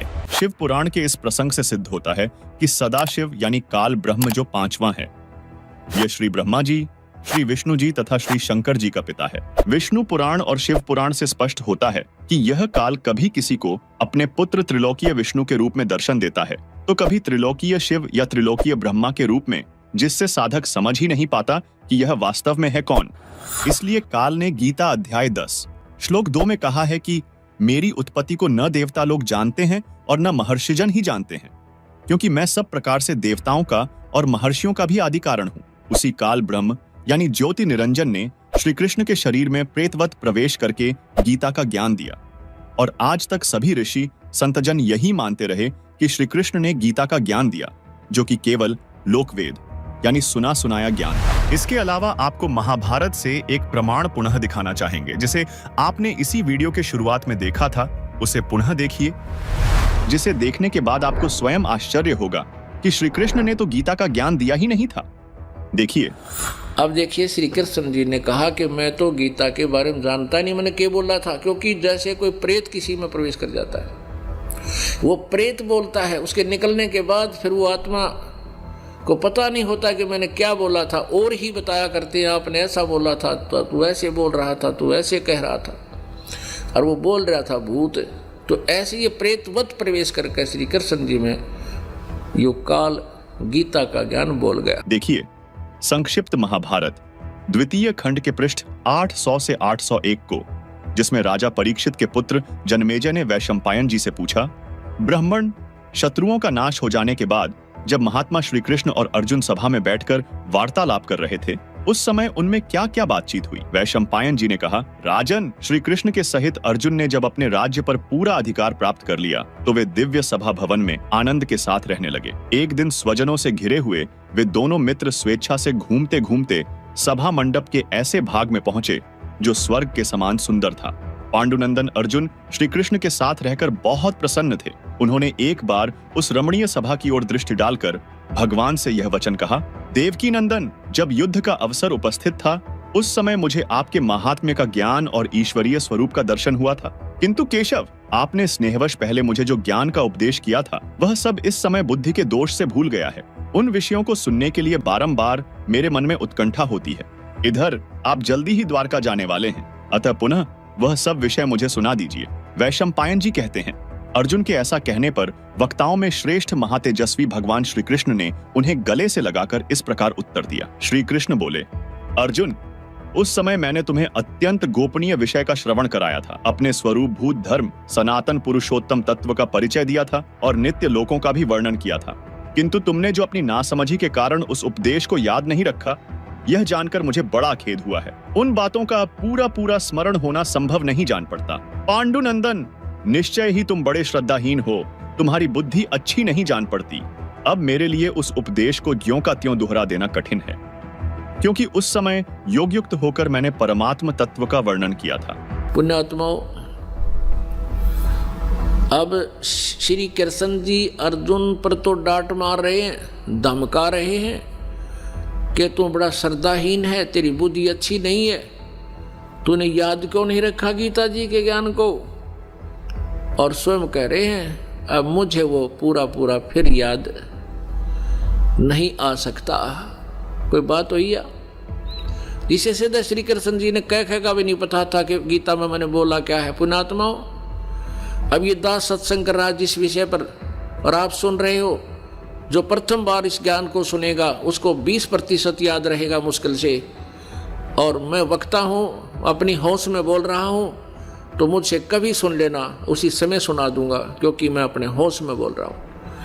और आप मुझसे पूछो कि वो सुनाना वो विषय जो उस दिन सुनाया था, और मैं कहूँ तुमने याद क्यों नहीं रखा, मुझे याद नहीं, इससे सिद्ध है कि मैंने बोला ही नहीं, यानी किसी और कोई भूत बोल गया मेरे अंदर आकर के, तब मैं ऐसी बातें कह सकता हूँ। तो ऐसे ही श्री कृष्ण जी में काल बोल रहा था। दोस्तों, गीता में एक तत्वदर्शी संत की बात की गई है जो सच्चा मार्ग दिखा सकता है, मगर आज तक कोई संत, कथावाचक या धर्म गुरु यह समझ ही नहीं पाया कि गीता का असली ज्ञानदाता काल ब्रह्म था, क्योंकि उन्हें वह तत्वदर्शी संत नहीं मिला। सवाल नंबर 4, गीता ज्ञानदाता। गीता अध्याय 18 श्लोक 62 में अर्जुन को किस अन्य परमात्मा की शरण में जाने को कहता है? क्या यह गीता ज्ञानदाता से भिन्न है? और यदि श्री कृष्ण अविनाशी परमात्मा नहीं है तो वह सर्वोच्च अविनाशी परमात्मा कौन है? दोस्तों, अब सच का पर्दा उठने वाला है। गीता के अध्याय 15 श्लोक 4 में ज्ञानदाता खुद कहता है कि एक तत्वदर्शी संत की शरण में जाकर उस परमेश्वर के सतलोक को खोजना चाहिए जहां जाने वाला साधक फिर इस संसार में नहीं लौटता। और चौंकाने वाली बात, वह कहता है, मैं भी उस सनातन पूर्ण परमात्मा की शरण में हूं। अरे यह क्या? तो न गीता का ज्ञानदाता काल ब्रह्म पूर्ण परमात्मा है, न ही श्री कृष्ण। फिर गीता के अध्याय 18 श्लोक 62 में वह साफ कहता है, हे भारत, तू उस परमेश्वर की शरण में जा जिसकी कृपा से तुझे परम शांति और सतलोक मिलेगा। तो यह परमेश्वर कौन है जिसका बार बार जिक्र गीता में है? प्रमाण 1 ऋग्वेद मंडल 1 सूक्त 1 मंत्र 5 में कहा है कि साधकों के लिए पूजा करने योग्य अविनाशी प्रभु सर्व सृष्टि रचनहार कबीरदेव है, जो अविनाशी विचित्र तेजोमय शरीर युक्त आकार में सुना जाता है। वह परमेश्वर सत भक्ति करने वाले सर्व विकार रहित देव स्वरूप साधकों द्वारा प्राप्त होता है। प्रमाण 2 ऋग्वेद मंडल 9 सूक्त 94 मंत्र 3 में वेद ज्ञानदाता ने कहा है कि जो परमात्मा कवियों की भूमिका करके सत भक्ति भाव को परिपूर्ण रूप से प्रदान करता है, वह कबीर देव अर्थात कबीर परमेश्वर है। उसके समान कोई भी शूरवीर नहीं है। सर्व ब्रह्मांडों के प्रभुओं में उसकी शक्ति अर्थात समर्थता का यश है। प्रमाण 3 वही अथर्ववेद कांड 4 अनुवाक 1 मंत्र 7 में कहा है कि जो अचल अर्थात अविनाशी जगत पिता, भक्तों का वास्तविक साथी अर्थात आत्मा का आधार, जगत गुरु तथा विनम्र पुजारी अर्थात विधिवत साधक को सुरक्षा के साथ सतलोक ले जाने वाला, सर्व ब्रह्मांडों की रचना करने वाला जगदम्बा अर्थात माता वाले गुणों से भी युक्त काल की तरह धोखा न देने वाले स्वभाव अर्थात गुणों वाला ज्यों का त्यों अर्थात वैसा ही वह आप कबीर देव अर्थात कबीर परमेश्वर है। प्रमाण 4 सामवेद मंत्र संख्या 920 में कहा है कि सर्व सृष्टि के रचनहार सतपुरुष कबीर साहिब पूर्ण ईश्वरीय शक्ति युक्त पूर्ण ब्रह्म के समान मनोहर जो अविनाशी है, वह परमात्मा सत्संग अर्थात सदुपदेश रूपी बारिश करके अपने उपासक भक्त के पाप नष्ट करने वाला है। प्रमाण 5 सामवेद मंत्र संख्या 1094 में कहा है कि परम सुखदायक कबीर स्वयं प्राणियों को भोजन देने वाला अर्थात पालन करता है, वह स्वयं भक्तों की भक्ति का आधार है, जिसका जिक्र गीता अध्याय 15 श्लोक 17 में है कि उत्तम पुरुष यानी अविनाशी परमात्मा तो अन्य है जो तीनों लोकों में प्रवेश करके सबका धारण पोषण करता है। प्रमाण 6 कुरान शरीफ के सूरत फुरकानी 25 आयत 52 से 59 तथा ऑर्थोडॉक्स जूविश बाइबल ईयोब 36 आयत 5 भी यही प्रमाण देता है कि 6 दिन में सर्व कायनात यानी सृष्टि को बनाकर 7वें दिन तख्त सिंहासन पर विराजमान होने वाला सर्वशक्तिमान प्रभु अल्लाह का नाम कबीर है। प्रमाण 7 श्री गुरु ग्रंथ साहिब पृष्ठ नंबर 721 राग तिलंग महला 1 पर नानक जी ने कहा है, यक अर्ज गुफ्तम पेश तोदर कून करतार हक्का कबीर करीम तू बेअब परवरदिगार नानक बुगोयद जंतुरा तेरे चाकराम पाखाक। उपरोक्त वाणी में श्री नानक जी ने स्पष्ट कर दिया कि हे हक्का कबीर अर्थात सत कबीर आप कूण करतार यानी शब्द शक्ति से रचना करने वाले शब्द स्वरूपी प्रभु अर्थात सर्व सृष्टि के रचनहार हो। आप ही बेब यानी निर्विकार परवरदिगार यानी सर्व के पालन करता दयालु प्रभु हो। मैं आपके दासों का भी दास हूं। प्रमाण 8 इसी का आंखों देखा प्रमाण देते हुए संत गरीबदास जी महाराज, दादू जी तथा नानक जी कहते हैं, गरीब अनंत कोटि ब्रह्मांड का एक रति नहीं भार, सतगुरु पुरुष कबीर हैं कुल के सृजनहार। गरीब परमेश्वर एक कबीर है, दूजा नहीं आधार, दास गरीब सकल सृष्टि का यों ही सृजनहार। गरीब करता आप कबीर है, अविनाशी बड़ा अल्लाह, राम रहीम करीम है कि जो सुरति निगाह। संत दादू जी ने कहा है कि जिन मोकू निज नाम दिया सोई सतगुरु हमार, दादू दूसरा कोई नहीं कबीर सृजनहार। तथा भाई बाले वाली जन्म साखी के पृष्ठ 198 पर एक काजी के जवाब में गुरु नानक जी ने कहा था खालक आदम सिरजिया आलम बड़ा कबीर, कायम दायम कुदरती सिर पीरा दे पीर, सजदे करे खुदाई नू आलम बड़ा कबीर। अर्थात जिस बाबा आदम को यहूदी धर्म, ईसाई धर्म और इस्लाम धर्म के लोग अपना प्रथम पुरुष मानते हैं, उसको बनाने वाला सबसे बड़ा भगवान कबीर है, जिसने सर्व कायनात यानी सृष्टि की रचना की है। वह सबसे बड़ा खुदा कबीर ही सर्व गुरुओं, पीरों में शिरोमणि गुरु है। दोस्तों, धर्म ग्रंथ तथा आंखों देखे गवाहों की वाणियां चीख चीख कर कह रही हैं कि कबीर पर, साथ ही यह वह परमात्मा है जिसका जन्म माता पिता के संयोग से नहीं हुआ। दोस्तों, खुद कबीर जी ने कबीर सागर के बोध सागर खंड अध्याय अगम निगम बोध पृष्ठ 41 में कहा है, अवधू अवगत से चल आया, कोई मेरा भेद मरहम ना पाया, ना मेरा जन्म ना गर्भ बसेरा, बालक हो दिखलाया, काशी नगर जल कमल पडेरा, ता जुलाए न पाया।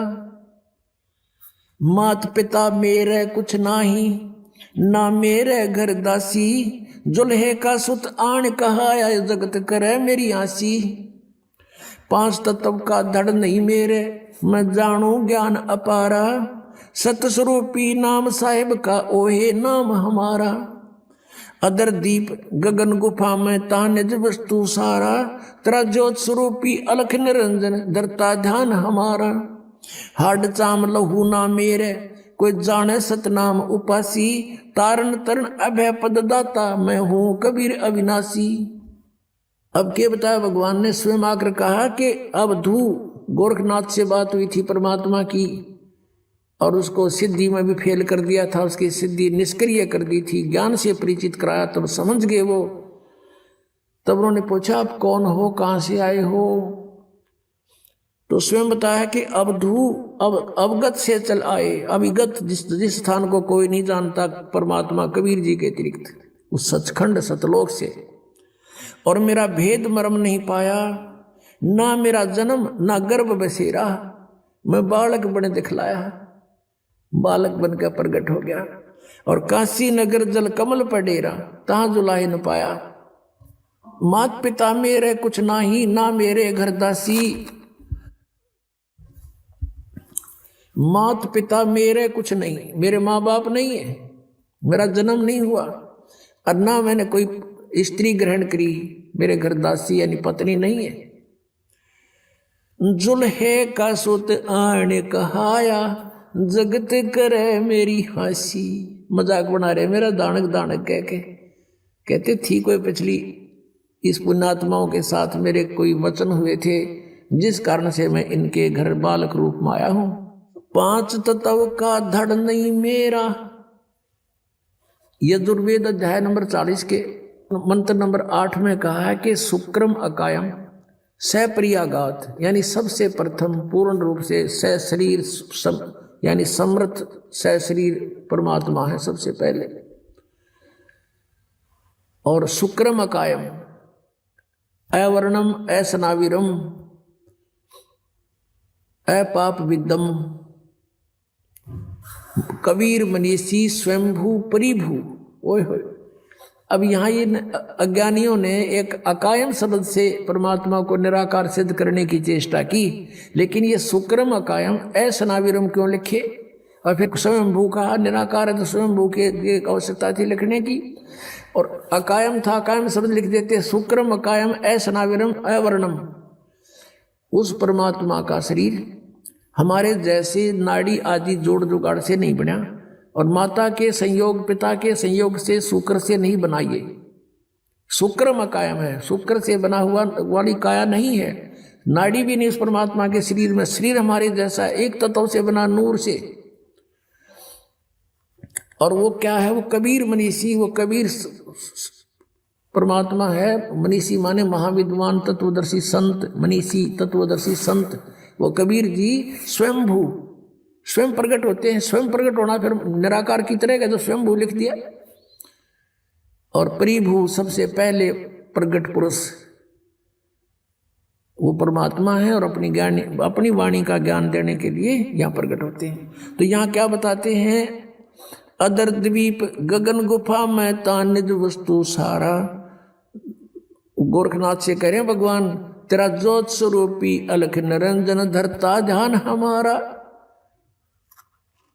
क्योंकि ये आपने देखा नाथ पंथाले का आलोक निरंजन, हमारे गांव में था नाथों का डेरा है अभी भी, वो बाबा आया करता है आलोक निरंजन। अब हमने के बेरा था काल ले आंडा है, ये पता चलिया आंधे काल का नाम ले अलख निरंजन आटा गा लियो माई। तो ये इस अलख निरंजन ने सुप्रीम पावर मान रहे हैं। परमात्मा कहते हैं तेरा ज्योत स्वरूपी अलख निरंजन धरता ध्यान हमारा। हाड चाम लहू ना मेरा शरीर हाड चाम से नहीं है। और कोई जाने सतनाम उपासी, यानी मेरे से परिचित व्यक्ति ही उस सतनाम का जाप करने वाला मुझे पहचान सकता है। और तारण तरण अभय पद दाता मैं हूं कबीर अविनाशी।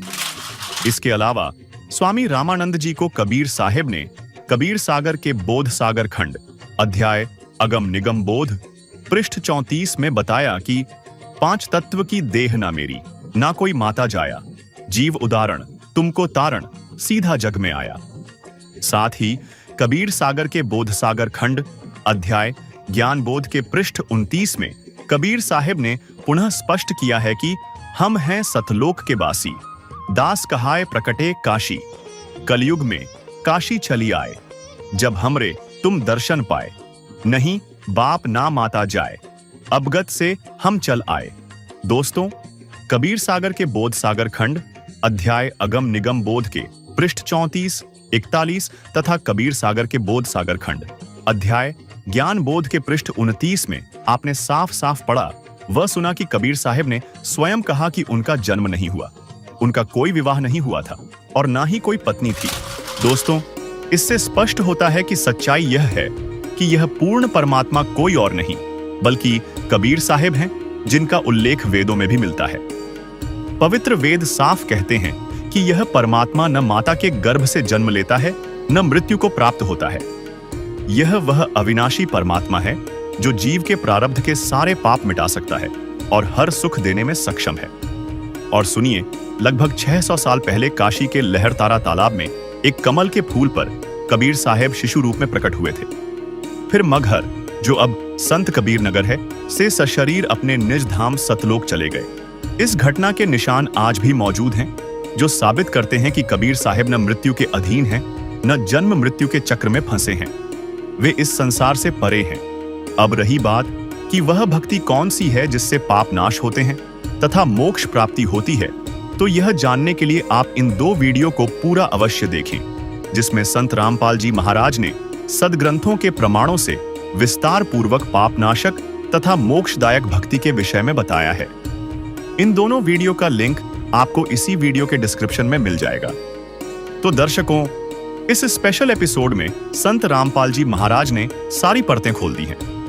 जन्माष्टमी का तामझाम, ये पूजा पाठ, सब कुछ एक मनमानी परंपरा है जिसका शास्त्रों से कोई लेना देना नहीं।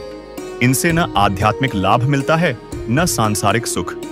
और श्री कृष्ण, जिन्हें हम भगवान मानकर पूजते हैं, वे न तो अपने भक्तों के प्रारब्ध के पाप काट सकते हैं, न ही उन्हें समर्थ शक्ति कह सकते हैं। असली सर्वशक्तिमान परमात्मा है कबीर साहिब, जिनकी सतभक्ति का मार्ग आज संत रामपाल जी महाराज दिखा रहे हैं। उनके ज्ञान को समझिए, उनके बताए नाम का उपदेश लीजिए और अपने इस अनमोल मानव जीवन को सुखमय बनाइए। नहीं तो ये रस्म रिवाज बस आपको उलझाएंगे और मोक्ष का सपना सपना ही रह जाएगा। धन्यवाद। अब आपको कुछ भक्तों के अनुभव दिखाते हैं। परमात्मा कबीर परमेश्वर की शरण माने के बाद उनको कैसे सुख मिले, पहले वो कितने कष्ट से जीवन जी रहे थे और परमात्मा ने आज उनको हाथों पर रख लिया।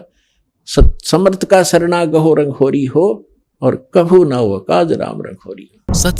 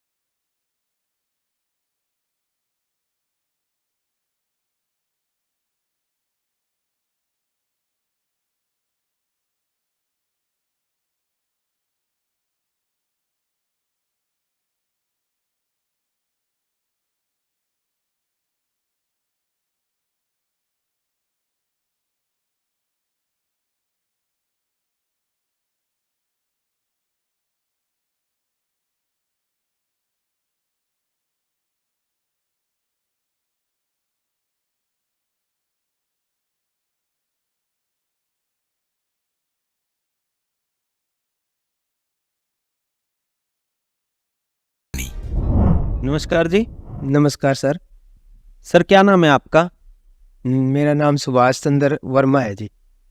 सुभाष जी कहाँ के रहने वाले हैं आप? मेरा गांव कुलेरी, जिला हिसार, हरियाणा से हूँ। सुभाष जी, संत रामपाल जी महाराज से नाम दीक्षा आपने कब ली? मैंने सर संत रामपाल जी महाराज से 18 अप्रैल 2019 को ली थी। सर संत रामपाल जी महाराज से नाम दीक्षा लेने से पहले क्या आप कोई भक्ति साधनाएं भी करते थे? सर संत रामपाल जी महाराज से नाम दीक्षा लेने से पहले हम सभी देवी देवताओं की भक्ति साधना किया करते थे और हनुमान जी का मैं कट्टर पुजारी था और हनुमान जी को ही ज़्यादा मानता था, उनकी मैं जागरण करवाया करता था। तो सर जो बचपन से आप हनुमान जी की पूजा करते थे या और अन्य भक्ति साधनाएं करते थे, उन सब से आपको क्या क्या लाभ हो रहे थे? हमें लाभ तो हुए नहीं और नुकसान ही होते रहे। हर रोज़ हमें आर्थिक तंगी की तरफ ही लेते चले गए। वो भक्ति करते करते पहले मेरी पत्नी को प्रेत बाधा हुई और लगातार 20 साल तक रही और हमने बहुत जगह ओझाओं के पास, मंदिर मस्जिदों में खूब धक्के खाए, किसी प्रकार का कोई लाभ नहीं हुआ। और उसके चलते चलते फिर मेरे बेटे को भी हो गई प्रेत बाधा, उसको भी बहुत जगह हमने घुमाया। एक आज़ाद नगर में, यहाँ हिसार में ही पंडित जी हैं, उनके पास हम लेके आए। उन्होंने ये कहा भी इसको तो बहुत ज़्यादा प्रेत बाधा की बाधा है और ये ठीक नहीं हो सकता, और अगर आप बचाना चाहते हो तो बचा लो। फरवरी तक का हमने टाइम दे दिया उनको। वो बोले भाई 1100 रुपये अगर आप ये सामान ला के दोगे तो मैं इसका इलाज कर दूंगा। फिर हमने वो उसको सामान वगैरह ला के दिया, उससे कोई लाभ नहीं हुआ। और फिर आर्थिक तंगी बहुत ज़्यादा हो गई, हमारे पास किसी प्रकार का कोई चारा नहीं रहा। इस तरह चलते चलते हम दुखों की ओर बढ़ते चले गए। तो सर आप बता रहे हैं कि जब आप पहले हनुमान जी की भक्ति साधनाएं करते थे उनसे आपको कोई लाभ तो नहीं हो रहा था, लेकिन नुकसान ही नुकसान हो रहे थे। आपकी पत्नी में पहले 20 साल प्रेत बाधा रही और उनका आप इलाज करवाते रहे, फिर आपके बेटे को भी प्रेत बाधा हो गई और इन सब के चलते हुए आपके आर्थिक तंगी भी हो गई। तो फिर संत रामपाल जी की जानकारी आपको कैसे हुई? सर संत रामपाल जी महाराज की जानकारी हमें मेरी एक सिस्टर है सबसे छोटी, उन्होंने नाम दीक्षा ले रखी है परमात्मा संत रामपाल जी महाराज से, और वो मेरे पास आए। उन्होंने बताया कि भाई ऐसे ऐसे हैं संत रामपाल जी महाराज इस धरती पर आए हुए हैं, उनसे आप नाम दीक्षा ले लो, आपको बहुत सारे लाभ होंगे। और उन्होंने बताने के बाद हम फिर मेरे मम्मी पापा आए, वो हमको शिवानी आश्रम में नाम दीक्षा के लिए लेके गए। वहाँ से हमें संत रामपाल जी महाराज से नाम दीक्षा मिलेगी। तो सर जब आपने संत रामपाल जी महाराज से नाम दीक्षा ले ली, क्या उसके बाद आपको कोई लाभ भी प्राप्त हुए? जी सर, सबसे पहले तो हमें सच्चा ज्ञान मिला, आध्यात्मिक ज्ञान मिला जी। और दूसरी बात ये से संत रामपाल जी महाराज से जुड़ने के बाद मेरी पत्नी की और मेरे बेटे की प्रेत बाधा दूर हो गई और आर्थिक तंगी भी हमारी बहुत ज़्यादा थी। हमारे पास खाने के लाले थे जी। संत रामपाल जी महाराज से जुड़ने के बाद हमारे पास वो भी आर्थिक तंगी भी दूर हो गई और एक हर दिन नया रोज भक्ति की तरफ हम बढ़ते चले गए और हमारी आर्थिक तंगी दूर हो गई, घर भी बन गया और धीरे धीरे बहुत सारे लाभ होते रहे जी। फिर संत रामपाल जी महाराज से नाम दीक्षा लेने के बाद मेरे पास कोई साधन नहीं था, गुरुजी ने हमें वो भी एक साधन उपलब्ध करवाया और उससे मेरा काम बढ़ता चले गया। फिर हमारा वो बेटा था वो भी ठीक हो गया। वो हम सबको गुरुजी की दया से बहुत सारे लाभ हुए। दिन भर दिन हर रोज़ मैं कितने लाभ गिनाऊं उस मालिक से, आप दिन खत्म हो जाए इतना लाभ मेरे को होया। परमात्मा सतगुरु संत रामपाल जी महाराज इस धरती पर एक कबीर साहिब के रूप में आए हुए हैं और वो अपने बच्चों को बहुत कुछ प्रदान कर रहे हैं, वो आध्यात्मिक ज्ञान दे रहे हैं। उनकी भक्ति जो भी भक्त करता है सारे संकट दूर हो जाते हैं। परमात्मा ऐसे है कि अपने भक्त पर 24 घंटे विश्वास बनाए रखने से वो मालिक उनका सब कुछ दुख दूर कर देते हैं।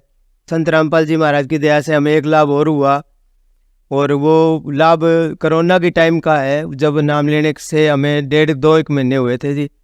तो उस समय मेरे पास कोई फ़ोन नहीं था किसी प्रकार का घर में, तो हमारे पास वो स्कूल में बच्चों को मोबाइल उपलब्ध करवाने के लिए मैडम ने बोल दिया था। तो बच्चे बोले भाई पापा मेरे को मोबाइल चाहिए। तो हमारे पास पैसे भी नहीं थे, आर्थिक तंगी थी। संत रामपाल जी महाराज की दया से हम नाम लेने के बाद महीना ही हुआ था, उसके बाद हम वो बाज़ार से मोबाइल लेने के लिए गए। तो वहाँ कोरोना के कारण बाज़ार बंद था और मोबाइल नहीं मिल रहे थे। तो हम वहाँ मोबाइल जब लिए तो मेरे पास 4,000 रुपये थे भगत जी। जैसे ही वो दुकान खोल ली, उन्होंने शटर बंद करके कह दिया भाई हमारे पास तो एक मोबाइल है, वो 9,000 रुपये का है। तो हमने कहा जी हमारे पास तो पैसे सिर्फ 4,000 रुपये ही है। जैसे तैसे करके वो बोले भाई देख लो एक बार, आप 2-4 दिन के बाद कर देना। तो हमने कहा जी पैसे नहीं है, बस यही है, वो छोटा कोई मोबाइल दे दो। तो वो बोले भाई दिखाओ मोबाइल। हमने जैसे मोबाइल देखा तो वो 9,000 का मोबाइल था। वो बोले भाई पैसे दो 4,000, बाकी आप फिर दे देना। तो जैसे हमने वो पैसे निकाले तो संत रामपाल जी महाराज की दया से वो पैसे पूरे 9,000 निकले। संत रामपाल जी महाराज की दया से हमारे वो भी लाभ बहुत हुआ। उसके बाद मेरे पिताजी का भी एक लाभ है भगत जी। मेरे पिताजी का पेशाब बंद हो गया था और वो उनको अचानक ऐसा बहुत ज़्यादा दर्द तकलीफ हुआ। हम जैसे ही हॉस्पिटल में ले गए, डॉक्टर बोले अब इतना पैसा लगेगा। तो उनकी पूरी रिपोर्ट भी हमारे पास है। और मेरे पिताजी का पेशाब बंद हो गया, उसकी मतलब वो पेशाब की नली थी वहाँ से बिल्कुल ब्लॉक हो गया था। डॉक्टर बोले बेटा ऑपरेशन होगा। मैंने कहा डॉक्टर साहब कर दो। तो वो बोले जी अभी 1 मिनट में नहीं होगा, टाइम लगेगा। तो गुरुजी की दया से सुबह गए थे हम 9 बजे और रात के 9 बज गए थे। मैंने संत रामपाल जी महाराज का सिमरन शुरू कर दिया और वो उनको ओटी में ले गए। सिर्फ 15 मिनट में ही उनका ऑपरेशन हो गया जी। ऐसे भी बहुत सारे लाभ हुए गुरुजी की दया से हमें। तो सर संत रामपाल जी से नाम दीक्षा लेने के बाद आपकी बेटे की प्रेत बाधा दूर हुई, आपकी पत्नी की प्रेत बाधा दूर हुई, उसके अलावा आपको आर्थिक तंगी जो थी वो भी दूर हो गई। तो बहुत से लाभ आपको प्राप्त हुए। तो जो श्रद्धालु आज आपको देख रहे हैं, आप उन्हें क्या संदेश देना चाहेंगे? सर संत रामपाल जी महाराज की दया से मैं तो क्या संदेश दूंगा। मैं तो सभी बहन भाइयों से हाथ जोड़कर प्रार्थना ही कर सकता हूँ कि इस धरती पर सतगुरु संत रामपाल जी महाराज आए हुए हैं और वो उनका ज्ञान सुनो, उनकी पुस्तक ज्ञान गंगा पुस्तक प्राप्त करके वो पढ़ो। और चैनल पर सत्संग आता है, वहाँ सतगुरु संत रामपाल जी महाराज के प्रवचन सुनो और संत रामपाल जी महाराज से नाम दीक्षा लेके अपना कल्याण करवाएं। सर संत रामपाल जी महाराज से नाम दीक्षा कैसे ले सकते हैं? संत रामपाल जी महाराज का बहुत सारे चैनलों पर सत्संग आता है और वहाँ एक पट्टी चलती है, उन पर नंबर चलते हैं। उन नंबरों पे आप कांटेक्ट करें, नज़दीकी नामदान सेंटर का पता करके वहाँ नज़दीकी नाम सेंटर पर जाकर संत रामपाल जी महाराज से नाम दीक्षा ले सकते हैं। धन्यवाद सर। सत साहिब। तो पुण्यात्माओं, आपका कर्तव्य बनता है, कहते हैं आप तेरे जगतार ही। आपका तो कल्याण निश्चित है यदि मर्यादा में रहोगे और भक्ति करते रहोगे। आपका और आपके परिवार का तो कल्याण निश्चित है। लेकिन आपका ये भी कर्तव्य बनता है, फर्ज बना है, भूले न राह बतावे। जिसको ज्ञान नहीं है, भटक रहे हैं, उनको कोशिश करें समझाने की, लेकिन प्यार से। किसी को आप समझाने की चेष्टा करोगे, उसको एक बार तो कड़वा लगेगा। आपको भी ऐसा ही महसूस हुआ होगा प्रारंभ में, हमें भी ऐसा ही लगा था। जैसे गोरखनाथ जी को परमात्मा ने कहा था, गोरखनाथ मैं सबका गुरुआ, मैं सबका गुरु हूं पूरे विश्व का। तो गोरखनाथ जी कह रहे थे, आपका तुमरा वचन मोह लाग गए कड़ुआ। आप जो कह रहे हो ना अपने आप को, मैं सबका मार्गदर्शक हूं, गुरु हूं, ये बात मुझे अच्छी नहीं लगती, कड़वी लगती है, बुरी लगती है।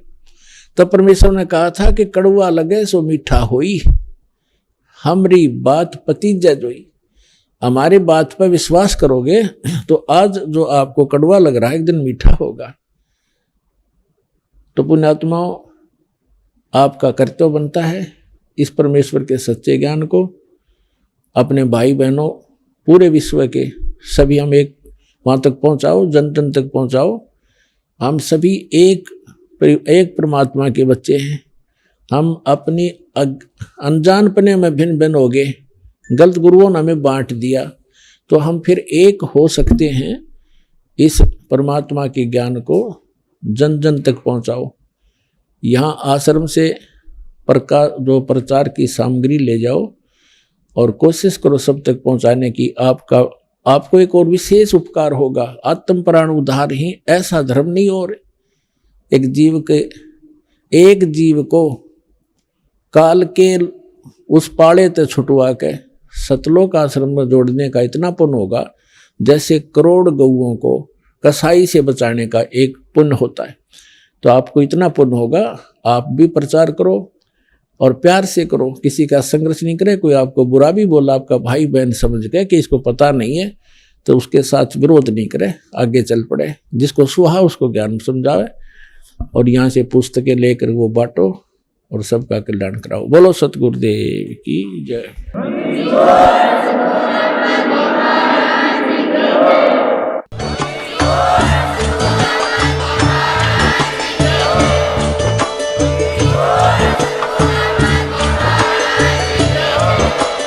आप सुन रहे थे जगत गुरु तत्वदर्शी संत रामपाल जी महाराज जी के मंगल प्रवचन। अधिक जानकारी के लिए विजिट कीजिए हमारी वेबसाइट www.jagatgururampalji.org। संत रामपाल जी महाराज जी के शुभ आशीर्वाद से पूरे विश्व भर में 500 से भी ज्यादा नाम दीक्षा केंद्र हैं, जिन पर संत रामपाल जी महाराज जी द्वारा ऑनलाइन निशुल्क नाम दीक्षा दी जा रही है। अपने नजदीकी नाम दीक्षा केंद्र का पता करने के लिए संपर्क करें 8222880541।